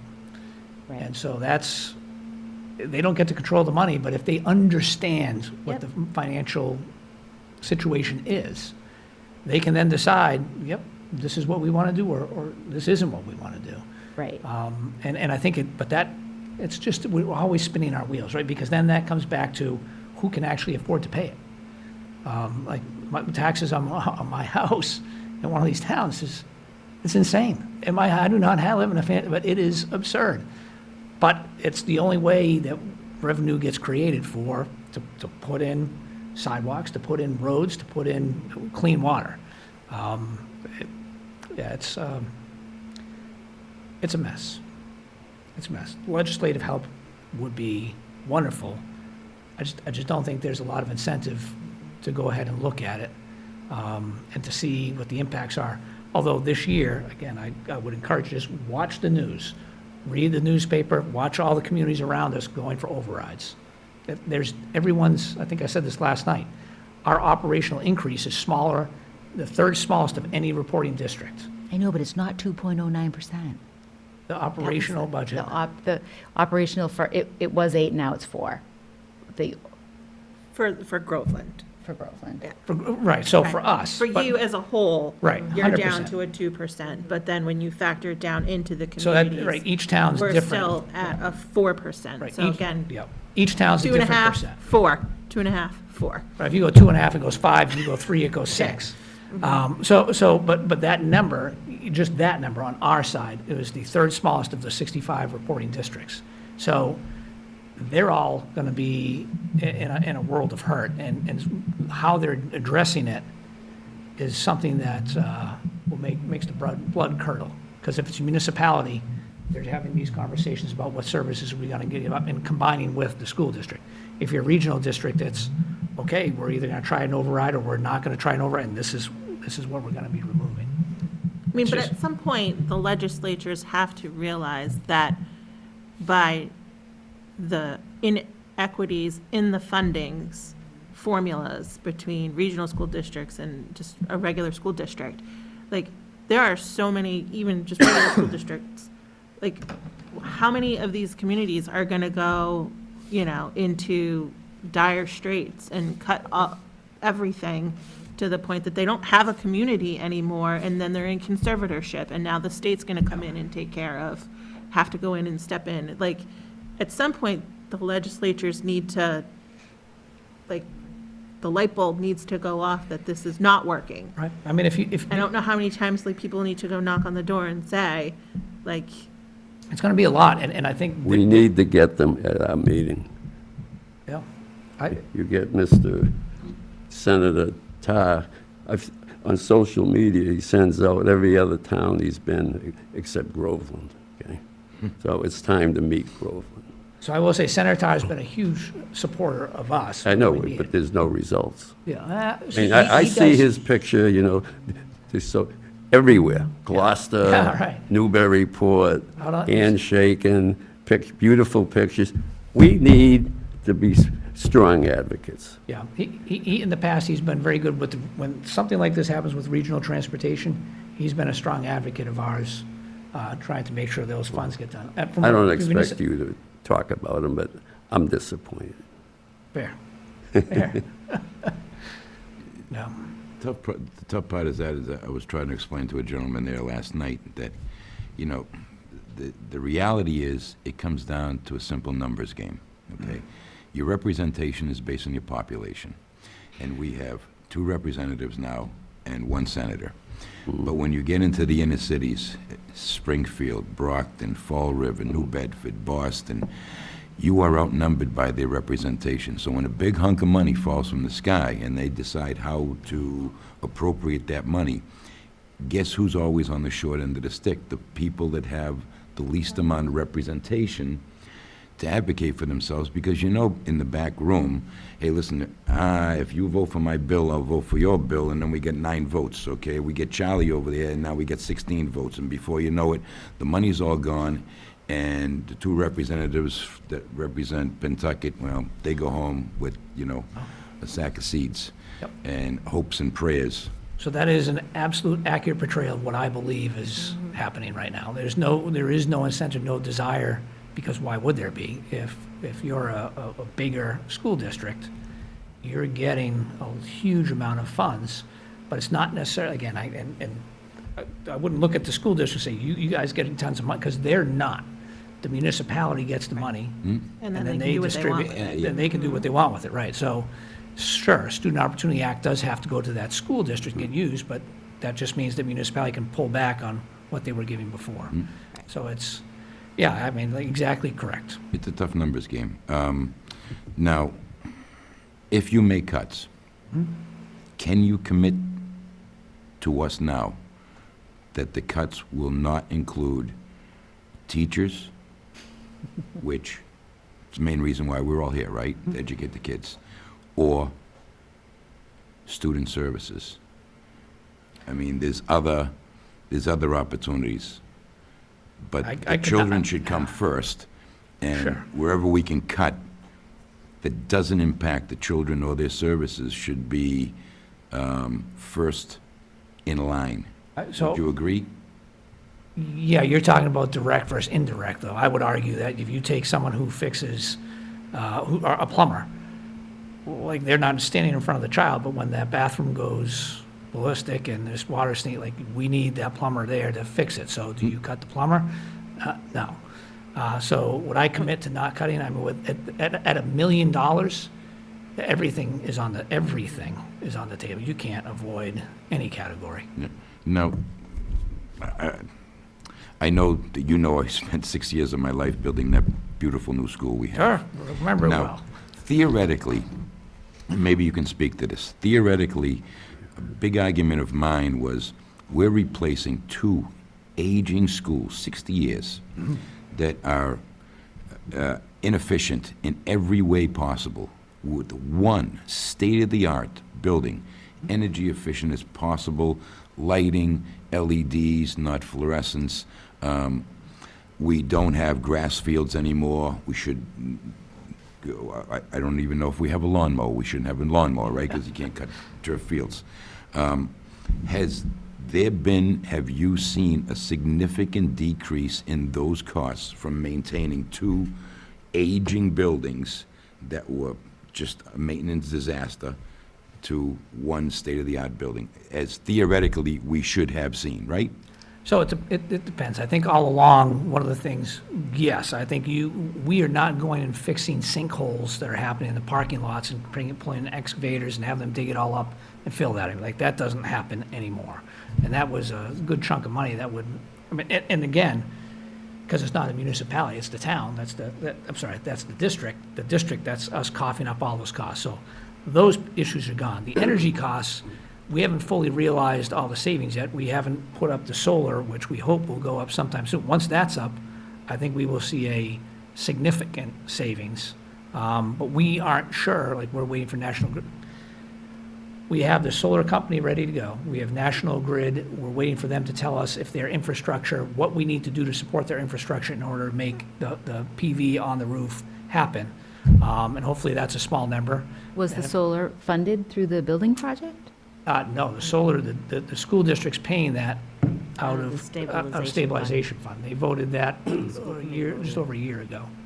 So that's the stabilization fund that is part of the excess and deficiency that then goes into the stabilization. So that's, It's part of the 600,000 that's and then. all of the excess in the budget that has been going into, so that's, Yes. So someone asked us at a town feels, meeting. just feels like more of our money.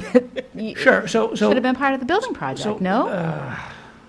So we wanted it to be, but you had to look at, do you want to rent it or do you want to buy it? And the district could buy it, but the building company could not buy it. And we didn't want to necessarily rent it, and the building company, or the W.H. wouldn't be able to use a renting company to do it. So you had to wait until everything was done and then put it up afterwards. For us, the question came up, why would you spend $1 million when things are so tough? And the answer was, well, because the return on the investment is, I think, 7 years, somewhere thereabouts. And then all of a sudden, that's paid off, and then it's just, it's a money saver. Plus, the cost of electricity will continuously go up, so it's a greater saver. If it gets put in this summer, that's a potential monthly savings for us that's significant. And you talk about positions, that's positions that get saved annually just on the utilities, potentially, like it's. But you see how that, we took Oh, money out of 100%. our stabilization to pay the additional assessment a couple of years ago. Yeah. We're not funding our stabilization.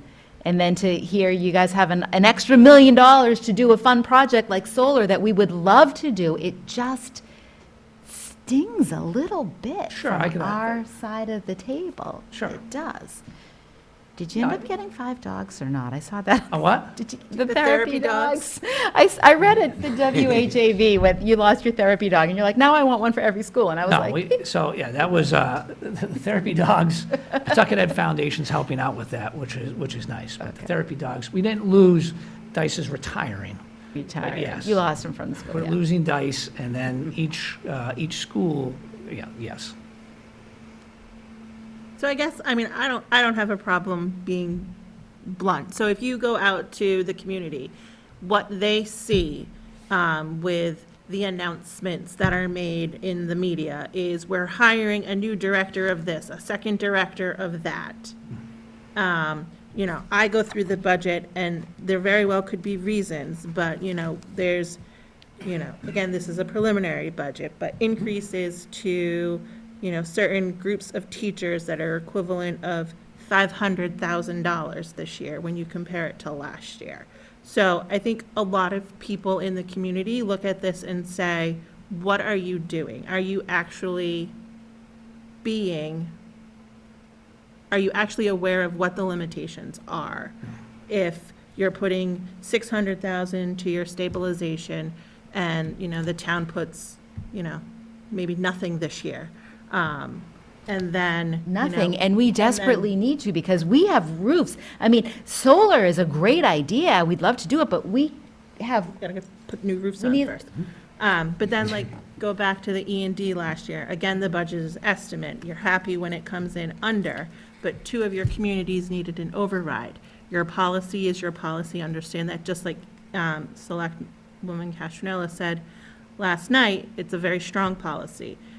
But again, that $1 million of E&D was, to us, almost $400,000 of override money. So in turn, Right. that's taxpayer money we didn't need to necessarily collect in that override.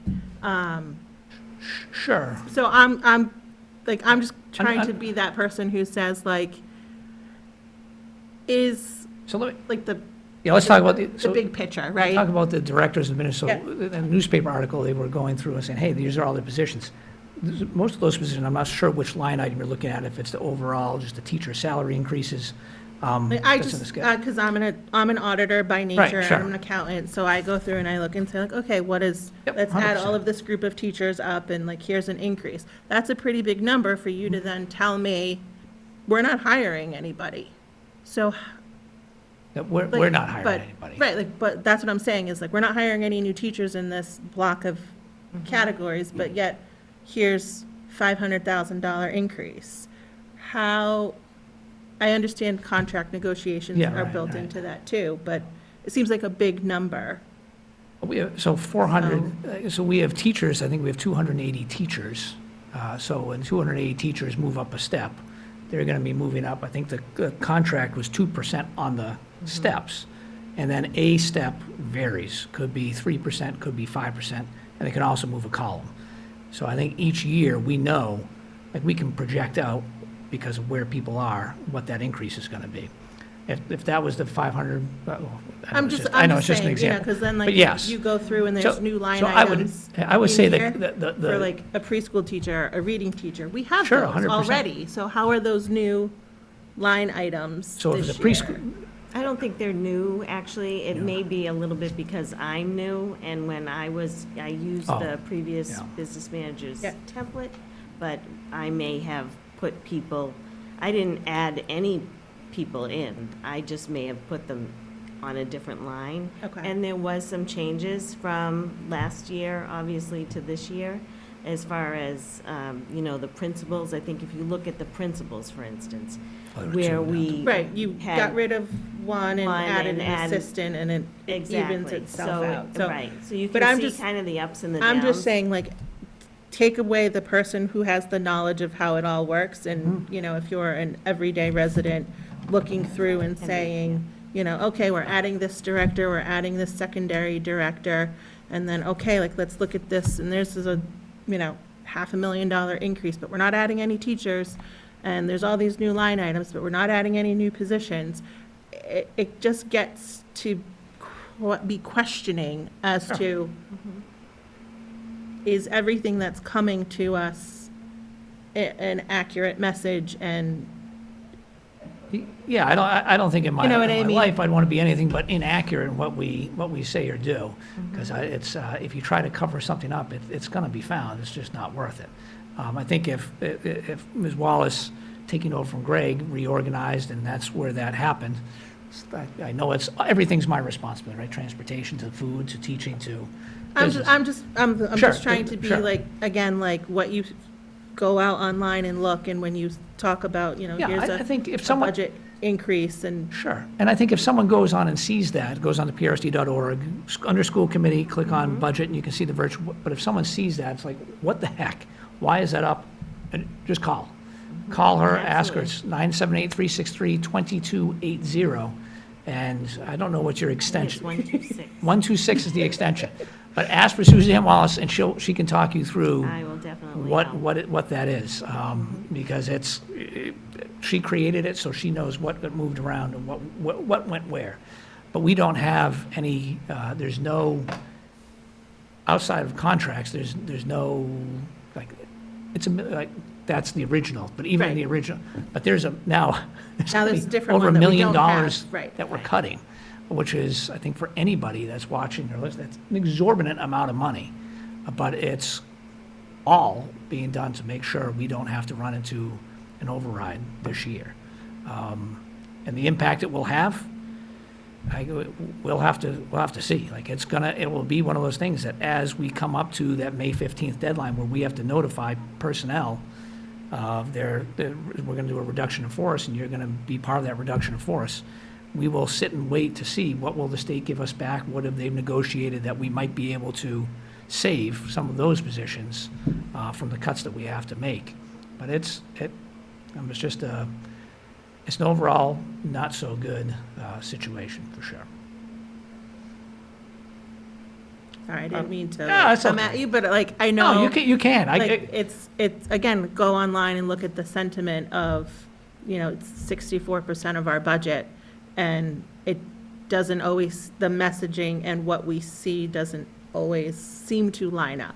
That's Yeah, what I know the question has been asked, because I also serve on the school council at the Bagnell. Sure. As a representative for the town, and the question has come up, like, how do we know that, like, the override money, like, how do we know where that ended up going? Like, what supported, what did we, were able to keep with that? Like, you know what I mean? Yeah, I think- so for that answer, I think there was a slide that I did in the presentation, said these are the things that were going to be added in, and so that slide pretty much summarizes it, but, yeah, I think it's one of those things, the information's all over the place, it's all there, but it's hard for someone to find, so if you're not sure where to look or what to look, that's why I said it last night, I said it again tonight, like, just call and someone can say, like, here's where this money went.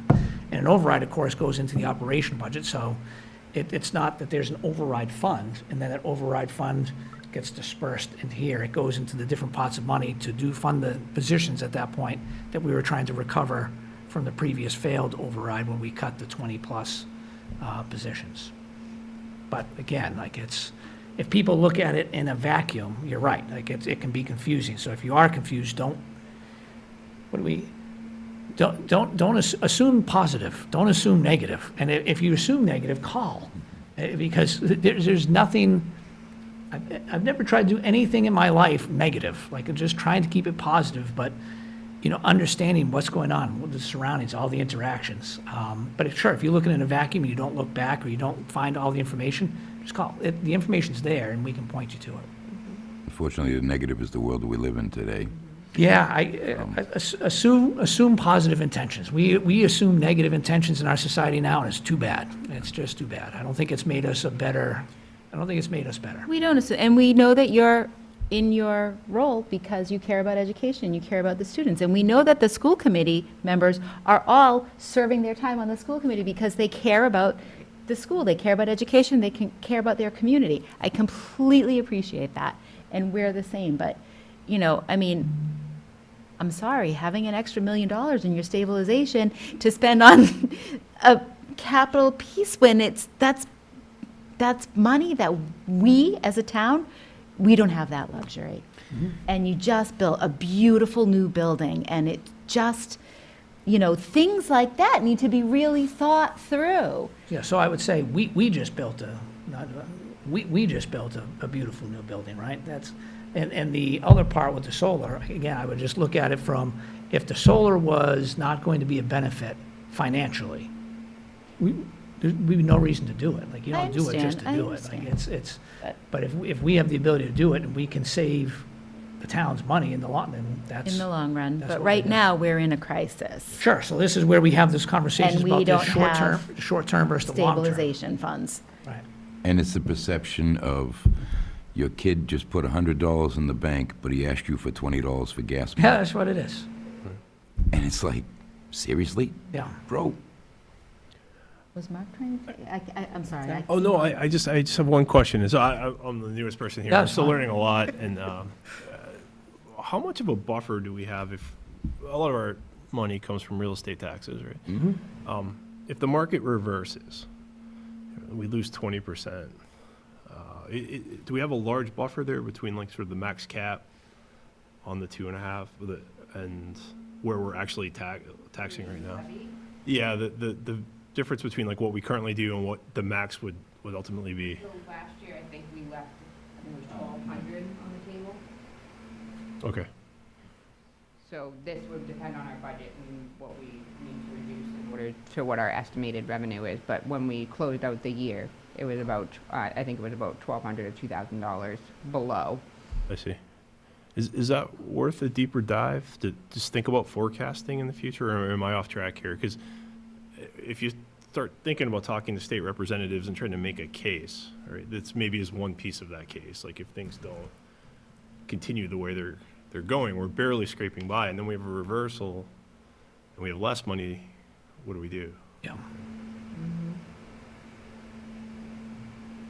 Problem is when you get to Beacon Hill, they look at Groveland, they look at West Newbury, and they go, you guys are all rich. What's your problem? But we're not. The reality is, we're not. But the perception becomes reality again, and then we're stuck. It's, So, one other thing about when you talk about the million stable, it's important, I think you, of course, have heard this, and I think for our viewers, it's important to hear. A student moves into our district, that has to be 24/7, 365. That's over $500,000 gone, that we have to pay. 2 students move in, that's $1 million. So those issues become problematic. Up to the point when we built a new building, sinkhole, like all those things have to come from somewhere. That wasn't money that we had in a budget, said, hey, we have the ultimate pothole fund. Like it was, you have to go somewhere to get that to fill it, and that's where that came in. And for a school district, any school district, that potential of a student coming in is a real thing, and you have to protect against that. How much? Like that's Yeah. always up for a big question. Yeah. No, I But, understand. but I do think to that point, like this is, when we look at, you asked about, can we commit to, I'm not gonna commit to anything. We're gonna commit to hitting the budget number that what we say. How we do that, though, will involve some of those accounts, right? So you can mitigate how many positions end up having to be cut. And does it make us more vulnerable? Sure, it increases our vulnerability, and the worst case on that is, we were facing, was it Chapter 9 cuts?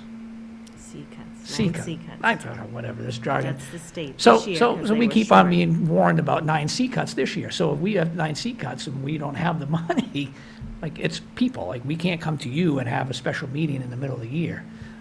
So that's where we go to the conference. I still don't think they're gonna happen, although they keep on mentioning them. They mentioned it. But it's the same thing from year to year, like, you need to protect against your possible liabilities, and it's just, they're all unknown. What we can't protect against is what's forced upon us, and that's the challenge. But I mean, I definitely understand and hear you, for sure. Yeah, I mean, just, that there's 0 administrative help. We have 1-person departments. There's nowhere to go here, nowhere for us to go. And just one other comment, I think everyone here knows this, but yes, I'm here doing this, you'd be insane to do my job, to take you through a building project, to get the vote, to do overrides, to go through COVID. But it's not just, obviously, the school district, this is my hometown. Like, Groveland West, I grew up in Groveland, I live in Merrimack, this is where I grew up. So I came back to take care of not just the school district, but the towns itself, and bring back or help sustain what we had built over my lifetime anyway. It's personal. It's a very personal / professional endeavor. and believe me, I don't know, I think I speak for everyone here, it's personal to us too. Yeah. Because we live here too. We want to take pride in the community we live in. We want it to grow and prosper in every way, shape, and form. We're not unlike you. We just don't know how to do it. Okay. Right now, we're struggling with, how to make that all happen. And everybody's, happy at the end of the day. Yeah. Happy I don't know that's going to happen this year anywhere. Yeah. But, Okay, so I'm an eternal optimist. What yeah, can I all tell right. I appreciate you coming in and listening. No, not a problem. I appreciate the invite. This is the first time for me. This is great. you? Hopefully the first of many. Yeah, yeah. I used to just wear black socks, but I figured, might as well show some color. Yeah, that's Dressed up for right. Jim, didn't you? Yeah, right, yeah. Well, thank you all very much. Thank you very much for coming And in. again, if Thank you you ever for need coming. anything, just reach You got out. Hey, give me that number again? No. Yeah. Email 2280. too. Extension 126, I heard. Thanks, y'all. Take Great, care. thank you. I love your bag. Oh, thank you, yeah. Love the book. Thank you. Ouch. Sorry, just to clarify, I misspoke on the excess levy capacity because I didn't recognize that there's a comma. It was 11,612 for 2024. And I have a trend analysis through the new DLS Analytics Bureau that I'll send over to Melissa, and she can distribute to the board, the chair that can distribute to the board, and it has the trend over the last few years, and you can actually see how that fluctuates, and see whether or not there's a way to more properly forecast it, but it really is based upon whatever we allocate from our revenues and how aggressive we are with our expenditures. So I just wanted to clarify. But I think to your point of, like, if there is that market downturn and now your taxes go down, we don't have like a buffer that we're Yeah. packing away for a rainy day. Right. We're putting in minimal at the end of the budget, like as leftover. Like There's no big slush fund. Right, that's, I want to make Yeah. sure that I wasn't missing something there. No. But, yeah, no, so if there was one, then that's a potential massive impact, so, right. right. So, Sure, if we could have got MGM to build a casino there, we'd have been golden. yeah, that would work. But they chose somewhere else. Hi, Maureen, how are you? Good, how are you? Good. Sorry, we're having a great time chatting out there. That's okay. I hope we weren't too noisy. No. Thank you very much for coming in. I know that I think this might be one of the first times you've been invited in, so I just wanted to, in light of everything that's going on with, I'm sure you've heard the conversation in here with the Pentucket School District and, just giving you guys an opportunity to come in and just Thank you. present from Whittier. Gracias.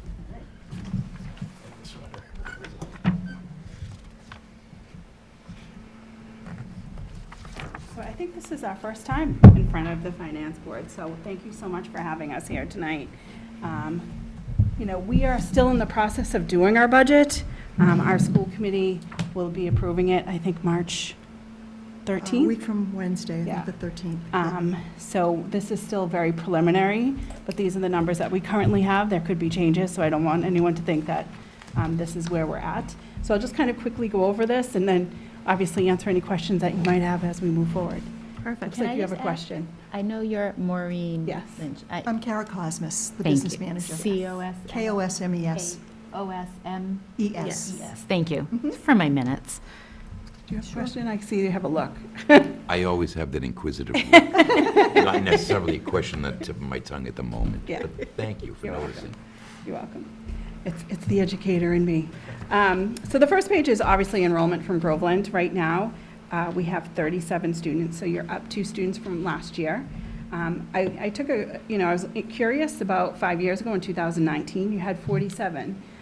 So there really seems to be 10 more students that are staying in your school district. I think a lot of that's probably the new school, that students are staying, in Groveland. So, entitlement grants. So these are Title I grants. Here are our numbers for those kinds of grants. Perkins grants generally go to Chapter 74 programs. Our ESSER 3 funds, as we all know, ESSER 3 is over. And so we've really tried to be strategic in our planning, knowing that these funds were basically, I say one time, they were one time for 3 years, but that they were going to be eventually ending. And we were very strategic about what we use those funds for as we move forward. So this is the end of ESSER. And then competitive grants, we work really hard on trying to get as many grants as possible. So we have a special ed grant. It's a small amount, $14,000, but it's to start working on the new IEP requirements that are required by the state. We have a math acceleration grant, and this is an intensive math instruction over vacation for our lowest performing students. And we will be doing that. We also, this past February vacation, had students able to make up credits and make up school time over the 5 days. I think we had 47 kids. So it's become a very good program for kids to make up missed school time, because they can only have 11 days missed, and then they have to start making those days up. And then we also, for kids that are failing or have PE or missed PE, so this is just an opportunity for them to get And credit otherwise, they have reapproval. graduation Right. requirement. methods. Right. The Shannon Grant, which is a drug and alcohol grant, and that was for $15,000. In the past, we've used In Plain Sight, where you hide drugs in a bedroom, and we've had parents come in and take a look at that. Our SEL grant, this is for tiered services crisis protocol. This is something that, since COVID, has really been a focus at our school, trying to make sure that our students are well taken care of. It's been really hard. COVID really changed the makeup of our students, and we're still seeing the repercussions of that. You know, when COVID first happened and we came back, our students had a really hard time even sitting up all day, you know, because they had been laying around with their computers on their laps. So that was a struggle. And then, obviously, the mask wearing, it was very quiet in the hallways. It wasn't a normal experience for kids. It was actually a very sad kind of a time. But we really tried to get our kids back to school as quickly as possible, because it's really hard to teach carpentry remotely or on a TV screen. So we really worked hard, and really our kids came back very quickly, a little bit quicker than everybody else, because we really were, we knew we were starting to have students that were really struggling. They were either gonna drop out, and we wanted to make sure they stayed in school. And then we received a very large anonymous VOC grant, and these funds were designed for the procurement of building trades, advanced manufacturing, engineering, marine technology, and culinary equipment. So our marine technology program is our newest program. We're also looking to have a construction laborers program in the next few years. But the marine technology program has been very successful. We started the program at night, and then we moved that program to Chapter 74 day students. It has a huge draw. We have a lot of students that are very interested in it. Personally, I can't do boats, but we do have a lot of boats coming into the building. One point I said, all right, we're not a boatyard. Like, we can't just keep holding on to boats, but it's been a really successful program. So as you can see, we've worked really hard to try to get grants. And what happens with our grants is we're able to buy equipment that offsets the cost to our district. Our Chapter 70 funding is up about $623,000 or $624,000 if you round up. That's an increase of 4.75. As you know, these numbers came out in January. We do have 4 more students this year than we did last year, total within the district. Our net school spending, we're up an increase of 2.52%. So this is required spending that we would have to do. It helps to have our Chapter 70 funding up 4.75% as we were moving through with the budget. I'm curious, your student body, relatively compared to Pentucket, do you have any idea? I mean, I don't know how many students Pentucket has, but do you have that many more students than Pentucket? So we have 1,280 students. I'm not sure how many Pentucket has. 1,280 Yeah. in just 4 grades? Yes. Just 9 through 12? That's why. Yeah, I think we are bigger than so much Pentucket. more. Yeah. Oh, yeah, Pentucket. Yeah, Yeah, a lot. yeah. We have, what is that, 2,400 for the entire district. That's a total. That's elementary, too. 740, I Yeah. think, in the high school is 740 in the high school. from the search, yeah. Yeah, it's almost Yeah, so double. almost double in the high school. Yeah. That's about right. So we did have to make some reductions this year as we continue to move forward. We're reducing 3 teaching positions, and these are retirements or people moving on. So a culinary, electrical, and the special education positions, and then 2 paraprofessionals from our ESSER grant. We did use our ESSER funding to have paraprofessionals, and we think that those 2 will be One has, people. one has already resigned, and we Yeah. think there'll be a retirement. So all of the staffing cuts have been through, we hope, natural attrition. Sort of attrition, Which is the way to do it. Yeah. So your ESSER funds were used for that period of time? They weren't converted into full-time staff? Right, well, we started at the beginning with full-time, and then as we kind of move forward in the last 3 years, is we've kind of needed to move those out of full-time, so, and into our budget. And a lot of that, you know, those funds, really, it was about getting kids back to school. It was about accelerated learning. We had a group of teachers that really focused on bringing our kids back to school. A lot of, again, you know, it feels like it was a long time ago, but it really wasn't. Those students, we had to change curriculum to meet their needs. And so those teachers kind of worked on changing curriculum. One of the things the executive functioning skills of those students was really difficult. So that, we had a group of 5 teachers that really spent a lot of time kind of working through some of those things, and continue to do that work. But that work will be ending. I would like to figure out a way to make sure that we continue at some level of that support, but that's really what we used our ESSER funding for. So, as the proposed budget was a 5.49% increase. The teachers developed the budget based on needs. And then Ms. Cosmas and I really looked through the budget, looked through what supplies we could buy through grants or through night school. We have a night school program that we are able to buy equipment from or use those funds for equipment. So that really offset some of our cost. And the night school is not just adults? Adults, yes. So we have electrical, plumbing, and then we have some, we have beekeeping, we have, a carpentry, make your own Adirondack chair, those kinds of things. So we're able to use some of those funds to offset for equipment purchases for the day school. As you know, we did work through a building project. We really put everything in towards moving forward with the new school building. That obviously failed at the polls. We really need to take the time to come up with a strategic plan about how to face the needs of our school. And that's not something we can do in a week, in a month. It's going to take us some time, and we don't want to come up with something that isn't honest and true, and the stakeholders aren't aware of what's going on. So, I hope you grant us some time to kind of work through that. So we are looking at 100% respect that. Take a breath and. Yes, we want to do the right thing by our kids, by our communities, and really we have to take the time to do that. And as we move through that process too, who else can we partner with? What else could we do? What could we learn from what happened?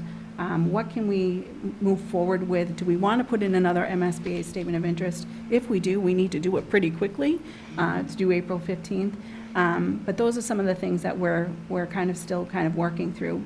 With that all being said, we also need to plan for our building being open for 3, 5, 20 years, So, but we don't want to put good money after bad into a building when we know that, the right thing probably would be to build new. And so what that looks like. So we'll be looking, as of right now, actually a decrease to $600,000 for capital needs for next year. And that would be, again, looking at the needs that we talked a lot about is our wastewater treatment plant, taking a look at that, hiring somebody to help us develop the strategic plan, really taking a look at all of our systems. If we were to do a renovation, what that would look like. Because you're talking about a lot of equipment that you would have to move out, move kids in, what all of that kind of work would look like. And that's something that we need help to do. And again, we want to make sure that we do it really well. You still have to run a school in your spare time. Mm-hmm. Well, there is that. There is the job of being the actual superintendent of the work. Had to bring up the hard stuff. So, Groveland's assessment, the minimum contribution, the proposed changes would increase, and mostly it's because of the students. The 2 new students is $51,950 over last year, plus the budget increase. And, the state determines your ability to pay, so lucky you, right? That's, I wish we could explain sometimes why those numbers come in the way they do, but they do. So again, but going back to the school building, our school, actually, I think MSBA voted today. We did remove. So do we know now that the fiscal 25 will be 37 students? Have you? Yes. You've made those decisions already for now? Well, actually, just to step in, next year's budget is based on the enrollment that was this past October. So you have to put it all online, you have to report it, you have to verify it with the Department of Ed, and so 37 students is the number that you're assessed on based on the Department of Ed, based on the submission of the admissions Which is information. all as of October. Right, this past of last October always is the number for the next successive budget year. Because they have to figure out a way to calculate the money that they give to you. So that's the number that they use. Okay, thank you. So back to the school building, we did remove our statement of interest from MSBA, and they actually voted on that today. The district does need to fix the current building, so, what do we do? Do we put another statement of interest?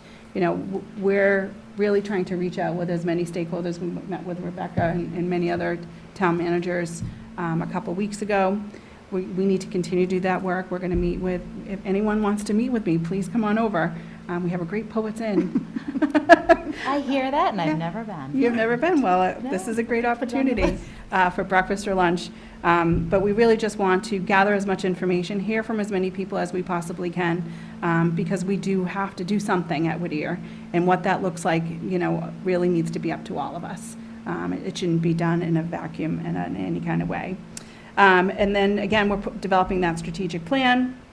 And I've already met with people. We are proactively trying to meet about grants, who can help us with the building project, who would be willing, their foundations. We work really closely with Northern Essex Community College down the street.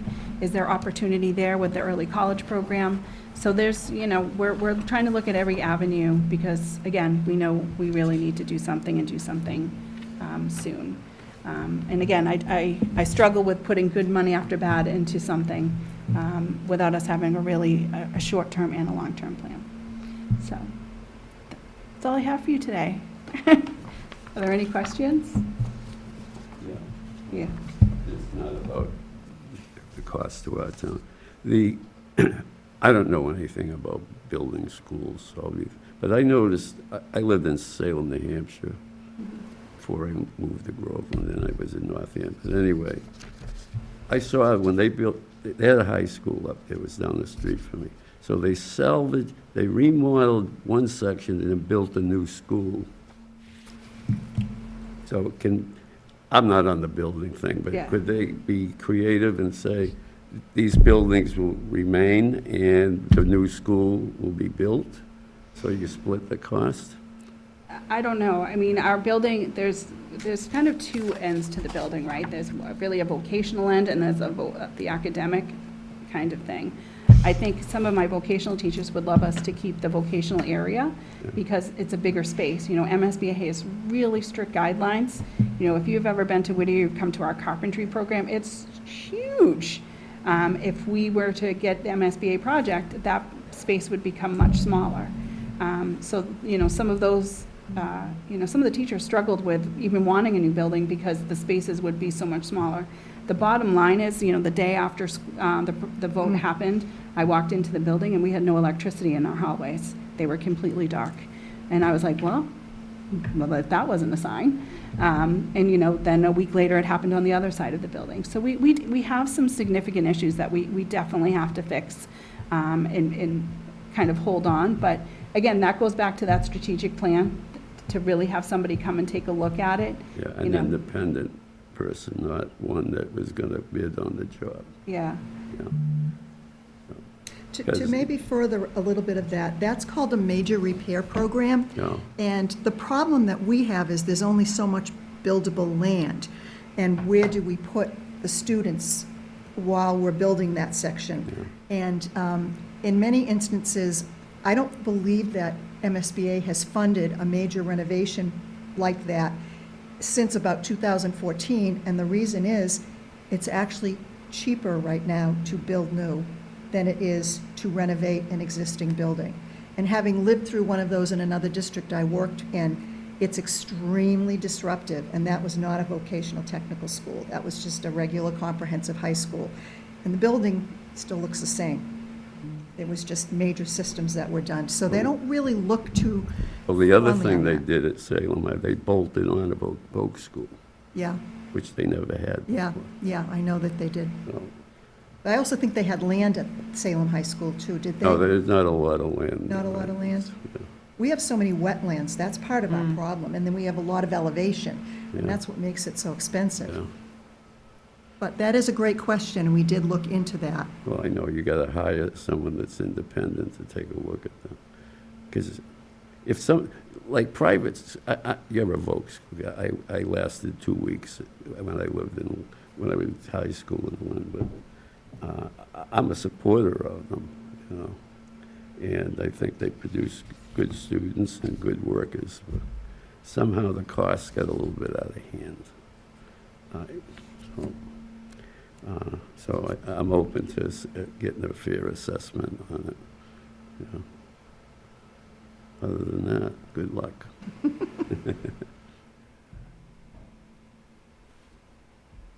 Just out of curiosity, I saw the list of grants. Have you tried to talk to CISA at all? Cybersecurity and Infrastructure Security Agency? So we just talked to them through day job a few weeks ago, and they're heavily interested in schools. And some of the angles on the repair, when you talk about the substation and the water treatment plant, might be up their alley, or at least partially. You know, if they're not safe, if they're not reliable, and if they're not secure. Secure can be physically secure or cyber secure. But it might be worth taking just a look to see. sure. They say they offer support. I've never seen it Yeah. in practice, but they were very interested. And I know there's some funding from the federal government for geothermal kind of work. So there's opportunities, and I think that's some of the work that we're looking at. About, I want to say 3 or 4 weeks ago, it was after the vote, the town of Merrimack came to us and said, there's a good chance that we could hook up to their wastewater treatment. I think they're putting in a new one, and so that is definitely, I mean, I would love to get rid of our wastewater treatment plant and hook up with something else. So those are some of the things that we have in the works. You know, that's why we're not coming to you saying we need a new wastewater treatment plant, because that's something that I think is a win-win for everybody. So those are just some of the opportunities that we're working through, but it's going to take us some time to make sure that we do the right thing, so. But yes, we're actively looking, but I'll definitely take a look at that, thank you. Yeah, sure. Yeah. Helps. I know, it's so hard because with such a huge capital conquest, even all of the grants hardly can really make it a number that is so much more palatable, you know, but every single one really does make a difference because it's true Right. dollars to the Right. taxpayers. Right. Yeah. We understand our request was very large, and we understand kind of some of, you know, we really heard people loud and clear. But we also can't let Whittier fail. We also know that we know the work we do is worthwhile, and it's important to our region. You know, one of the things I didn't talk about is we do a career technical institute for adult learners, about 100 adult learners every year in the summer that do 200 hours worth of training. But that's providing a workforce that we desperately need. You know, I don't know about you, have you ever tried to get a plumber or an electrician to come to your house? It takes a while for someone to come. So those, you know, we really take our charter seriously in providing that workforce. But we need to do it in a building that's also safe and then functional. And again, this work isn't over for us. You know, we had to take a day or two to kind of do a little mourning. But, you know, I also believe that something better is going to come about that will make people happier. You know, if this project had passed, I think people would be angry. And there's a reason for everything. So Yeah. I feel very hopeful about what's going to happen as we move forward. Yeah. That's great to hear. Yeah. I appreciate that.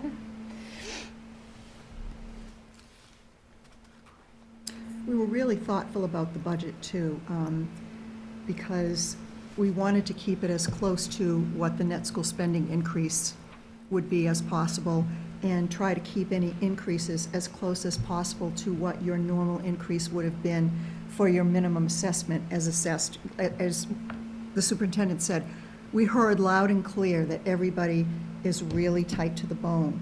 So what we're trying to do is, if your minimum set, right now, the numbers that they are, and they're not final, but you would have gone up $51,950 in your minimum assessment. If the numbers work out the way I hope that they do with the school committee, you'd actually be at a $47,000 increase. So you'd actually be at a less of an increase. And that was kind of our goal when we looked at the reductions. How can we try to keep the numbers to our communities as close to their minimum assessment as possible? What can we use for funds? We were very lucky that this year we're getting a lot more regional transportation, so I was able to bump that up. The last couple of years, we haven't had normal transportation because we hadn't been running the summer programs. We hadn't been running as much after school. We certainly hadn't been running sports at the full count because we had COVID. So the reimbursements coming back from the state were lower than they had been. But last year was the first, I want to say, normal year. So the that we had. reimbursements are based on the prior year? They are based on the prior So they year, were- so the reimbursement went up, several $100,000, so we were able to put that in, which helped to offset the amounts of money. And then we just looked at things, like we said, we knew from the beginning, you can't take one-time funds and expect to add all staff people. And we told everybody when they were hired, these funds are supplemented for the next 2 or 3 years from ESSER grants. Those grants are going to go away, and there is a very good chance that your job may go away. So what was happening is, at the beginning, we had a lot of aides, we had a lot of tutors. We needed the help for the kids. But over the 3 years, as somebody would leave, we wouldn't backfill them. We wouldn't backfill them. So we ended up bringing over 5 aides, half of a technician, and a quarter of a school adjustment counselor, and we're able to do that with a budget that went up as a total of 2.6%. And that's because I think we were very careful. We bought infrastructure for safety. We needed air filters in the library. We used that grant. We needed extra cleaning in the building. We used that grant. We needed they wanted to investigate different types of online services, for textbooks. We used the grant. We used things that were one time. We did not want to get caught into that web because it's so easy to take that money and add staff. But that's not always the best answer, and it comes back to bite you later on. And I did a lot of research on the ESSER grants at one point, and nationwide, that is what a lot That is of true. communities did, especially in the areas where education is not well-funded at all. And they rely on, it feels like pennies when you actually look at their budgets in the South and stuff like that.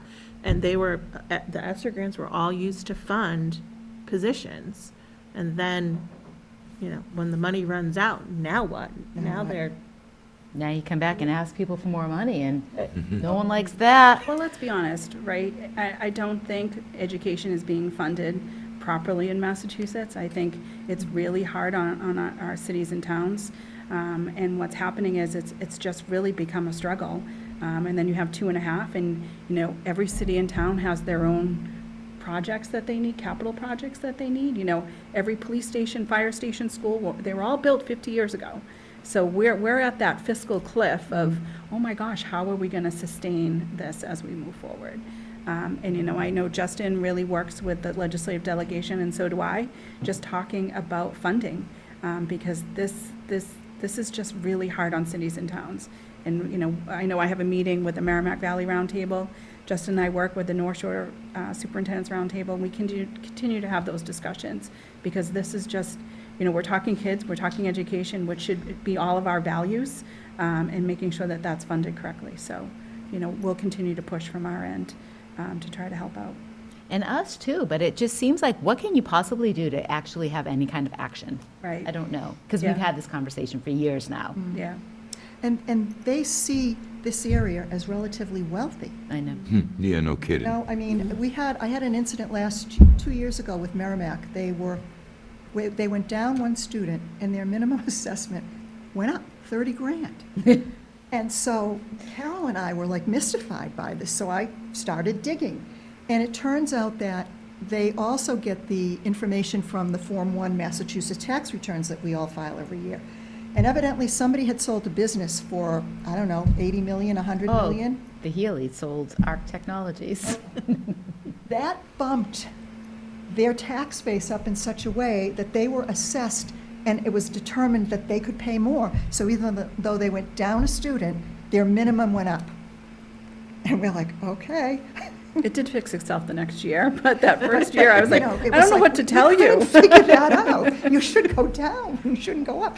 But that's what happens, and they look at, so things like that, which I hadn't realized, if you have somebody that sells a piece of property or a business here, that's gonna bump you up. They're gonna look at that on the tax returns. So we Well, learned we something. won't have that problem, will we? But it's funny, you I don't, just, but I mean, like, look at, you know, like Ellen has said, or I think it was Ellen or, the assessor, who had said, like, in Groveland, the number of houses that are selling for over $1 million is increasing, it's increasing everywhere. you know, and. And that's why young people can't afford to live in these communities anymore, right? It's like this hard thing that's going on right now in our communities, you know?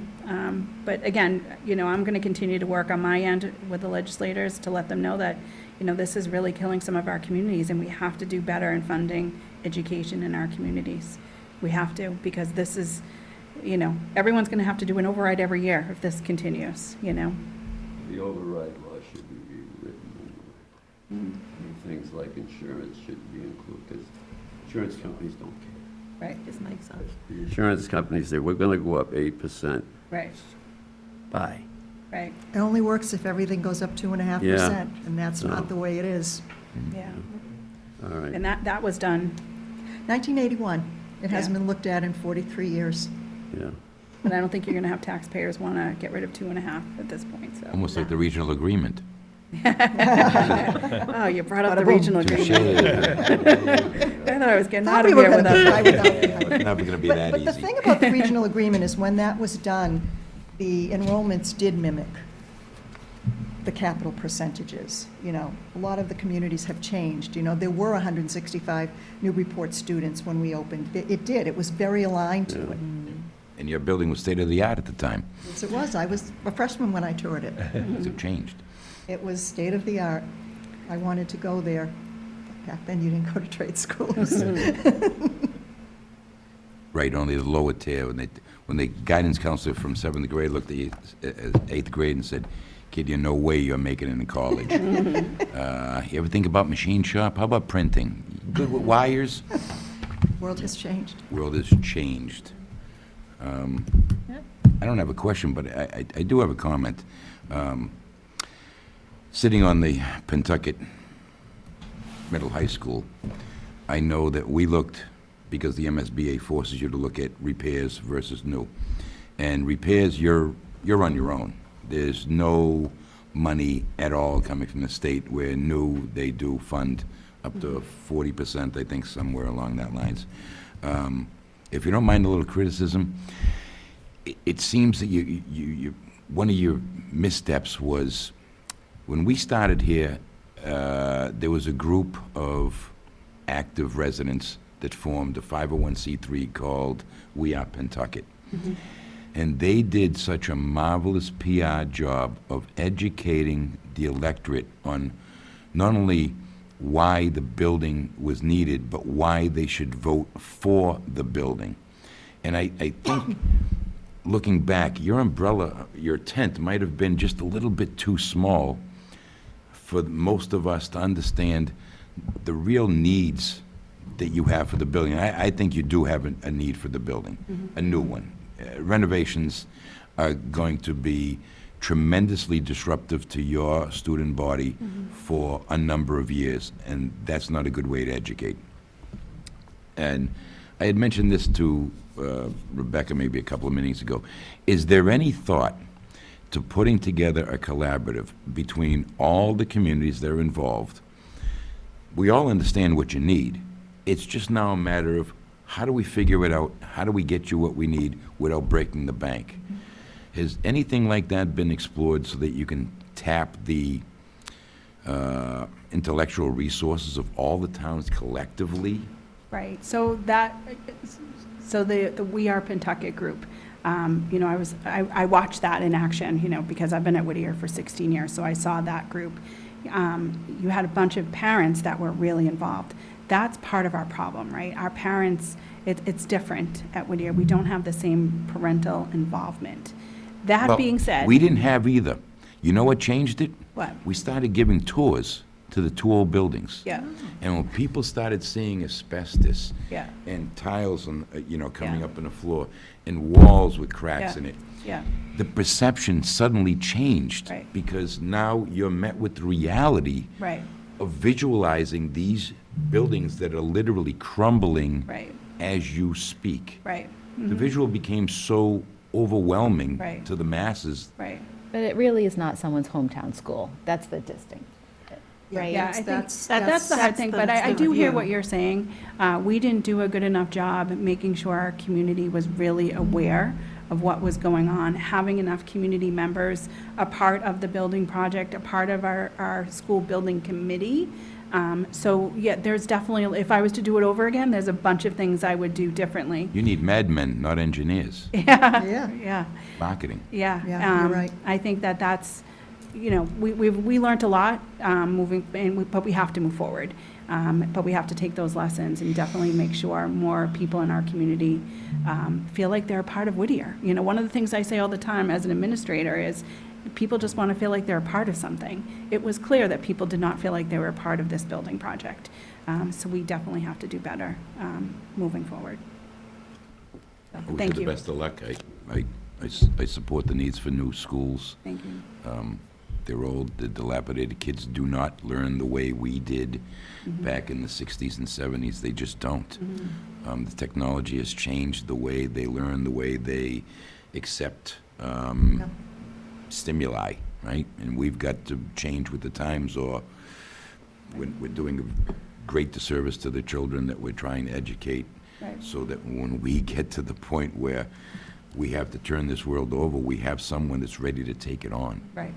Well, that's what I say all the time. I want to leave Whittier in a better place when I leave than when I came in. So that's the mission now. That's why Here we're all for there. it. All right. All right. Thank All you. right, great. Thank you so Thank you much. so much for All right. coming in. Have a great night. Think it's going to be pouring when we walk out? Better than snow. I don't have to shovel That's rain. true. You are right. See, that's the Finally thinking. got to not freezing weather though, and it's raining. Yeah, it's been a good winter. Sunny and freezing or warm and raining. Sunny with chances of meatballs. Thank you so much. Thank you. Thank you. Good luck. Thank you. Thank you. I saw your agenda. You certainly Thank you.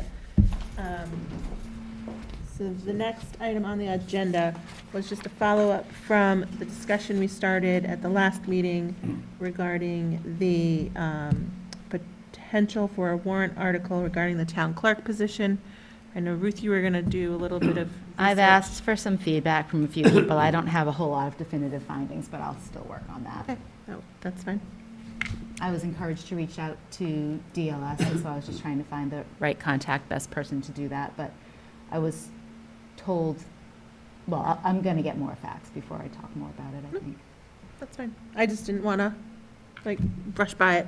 So the next item on the agenda is approval of the minutes from the February 7th, 2024 meeting. I've read through them, move to approve. I will second that. Second. Jim can second. Any discussion on those minutes? No? Okay. All in favor? Aye. Aye. We don't have anybody remote, right? No? And everybody was here. Right. Yeah, but I have I'm heard. talking about Alex. Alex was not able to attend tonight.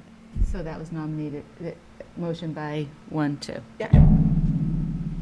Then the next item on the agenda is just the town administrator updates, if we have anything. No, it's been a long evening. I'll wait. 3 days in a row for you and me. I'll wait until the next meeting to provide some updates. But I do have some other things that are coming up, so I will send over some email correspondence with just some thoughts about some things that are happening in the budget so that you're aware of them in time for the next meeting. Okay, perfect. Appreciate it. All right, so then the next item on the agenda is to plan the next meeting. So we had in the initial proposed schedule, the next meeting was scheduled for March 13th at 5 o'clock. That was to go through, and now that we've completed the departmental meetings was to sit down and go through the omnibus budget and go through and make our votes on those individual budgets. So I know, Ruth, you said you may have a conflict that day. So I am away with my family on vacation. It's my daughter's week off from school, which dictated the week. So the week of March 11th, so that Wednesday would be March 13th, I am away on vacation. If I am the only person that is needed to When are you available? create quorum, I can dial in remotely. No, we don't want that. The reason I asked was because I also have a conflict that day. I can do it any other time. I would have to also be remote, so Would the it's, following Monday work, or Tuesday? Well, we could keep it on a That whole week Wednesday. is out for you folks. Is that what you're Tight saying? on quorum, so. the end, yeah, from like Tuesday to Friday for me. Right. I'm not available. Can we do the 20th? Yes.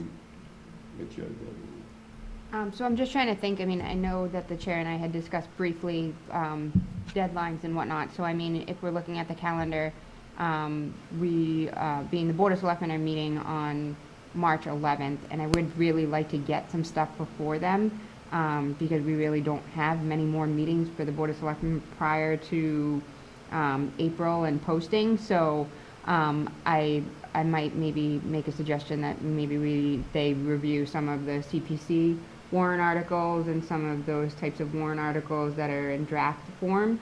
And then at their next meeting, it would be March 25th, and I would recommend that based upon citizens petitions and other types of warrant articles, that they close the warrant on the 25th.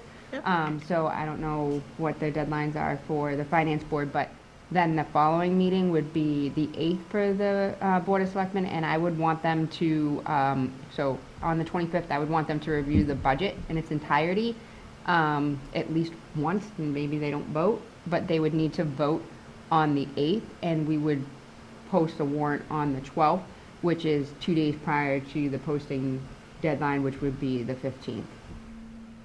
So I know that, like, that kind of changes your schedule, because if you think about it, right, the next meeting, if you're not meeting the week of the 11th, then we would need to potentially meet the week of the 18th, and we would need to be able to aggressively attack the budget. I think that would at least give me my final numbers in terms of the insurance, so that might change a couple of things, but otherwise, all the other numbers are pretty locked in, and that would also give me the PRSD numbers, because they're supposed to be voting on theirs on the 13th. If we are to do an override, I'm gonna need to get the ballot language to the town clerk. Obviously, we know that if we don't put an override forward, we accept the actual number, so it would, you know, behoove us to move in that direction if that was what was presented to us. That being said, again, we would need to, that following week is really crucial for the board to meet, so the Finance Board can weigh in on some of the budgetary items that we need to kind of finalize prior to those more immediate deadlines. So if we met on the 20th, the Board of Selectmen would be meeting on the 25th. They would be meeting on the 25th, yes. Okay, so anyone can make that date? I'm good with any day. Yeah, I'm good with it. And then we already have a tentative date for March 27th on our calendars. That should stay. So we can keep that as a, you know, if anything needs to. When's the warrant due? It has to be posted the. 14 days prior well, to the, it has to be posted the 15th, so she wants it to be done by the 12th.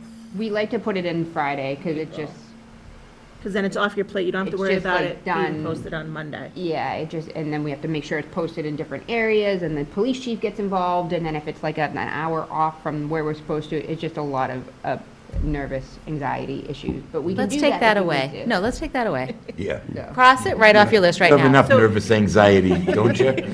So if we meet on the 20th, then That's that fine. could be our go-around through. The Board of Selectmen can have the budget on the 25th. Then we're we already had a tentative date of the 27th planned and then we still had 2 placeholder dates. So we had I think I had April 1st, which is a Monday, but then April 10th as also a last minute, if there's anything that comes up that we need to talk about for the warrant or anything like that. So I think that would still work for you.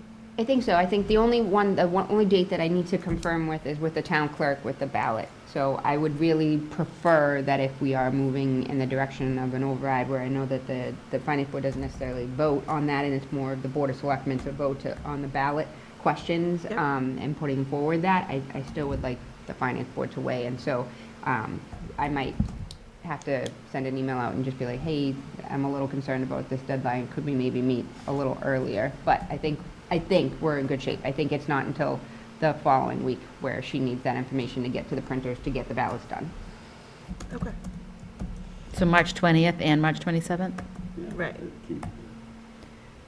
At, I think I had them both at 5. Okay. Because it was still budget related, and then, considering there could be some longer discussions in terms of the budget itself, and then the warrant doesn't tend to take as long for us, because we only need to look at certain articles, but CPC would have to be included in that too.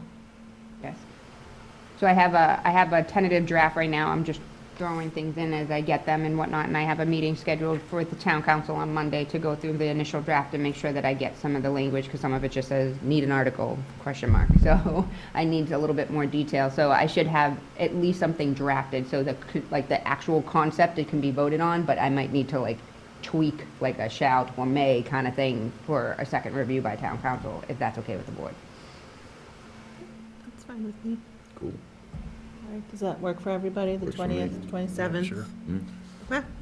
And then we can evaluate over those 2 meetings whether any of those placeholders are definitively needed. And like I said, we can always keep that. yeah, and that makes sense, because then you'll have more numbers that you're dealing with. We won't be dealing Yeah. with so many Won't circumstances. be as vague, more hard, hopefully. Yeah, the GIC and the PRSD numbers will be big, because it's still, for insurance, you're saying a 9% or 11%, but that matters. And then with the PRSD, are we talking 4%, or are they gonna come down a little bit less? Oh, they're gonna slash it. Just kidding. And they're voting on the 12th, is what they I said think that's right. last night. That's what they set their meeting for. So we would have that definitive number by the time we meet on the 20th, and then we can go through.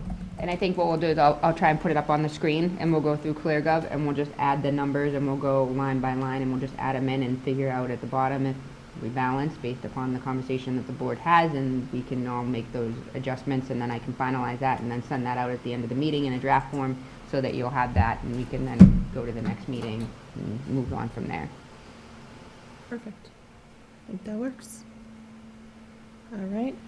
So then the next item on the agenda is just any other items not reasonably anticipated. I don't have anything. Anyone else? Can I just make one really quick comment? Of course. Which is, I just want to say that at our last meeting, we met with the treasurer and the town accountant, and they both talked about their processes that are so tight, and that they both actually had time in there, that they both brought improved processes into the organization this year with, an improved bill paying system on the accountant side and sending out the tax letters. And these are all efficiencies that I think we've been looking for. I can see the policies that we put into place. And then I watched the Board of Selectmen meeting Monday night, and the town audit echoed all of that. So I know it's been a struggle with the town budget, the school budget and the town as a whole, but I can also see people working really hard. And the other thing is, I drive down the street every day and I see all these cars lined up at the bottom of the bike path, and I just want to appreciate everybody's effort, particularly Rebecca's effort, for really spearheading, pulling things together, because there really are differences being made, and they're tangible. So thank you for that. Sorry, I didn't mean to make a meeting longer, but I do. I'd like to have a little optimism where it's deserved. No comment or request. Can't be a cranky old man like Jim all my life. I feel like I'm a So, Madam Chairman, I have a request Yes. for you for maybe one of these upcoming meetings. I've been reached out to by a number of parents in the community regarding the summer program. And Rebecca was kind enough to pull together this kind of analysis. It only dates back to 2018, unfortunately, but it is what it is. But it seems that what was once a cash cow for the town has now become possibly a cost center. So could we possibly have either the rec committee or the persons that are running the camp this year come in and try to explain to us, especially with the budget issues we have, how this might have happened, what their plan is going forward to correct it, and did they foresee this happening? This is such a, I know my 4 children all attended the program, and it's such a vital program to so many of the working families out there that I would hate to see it go away because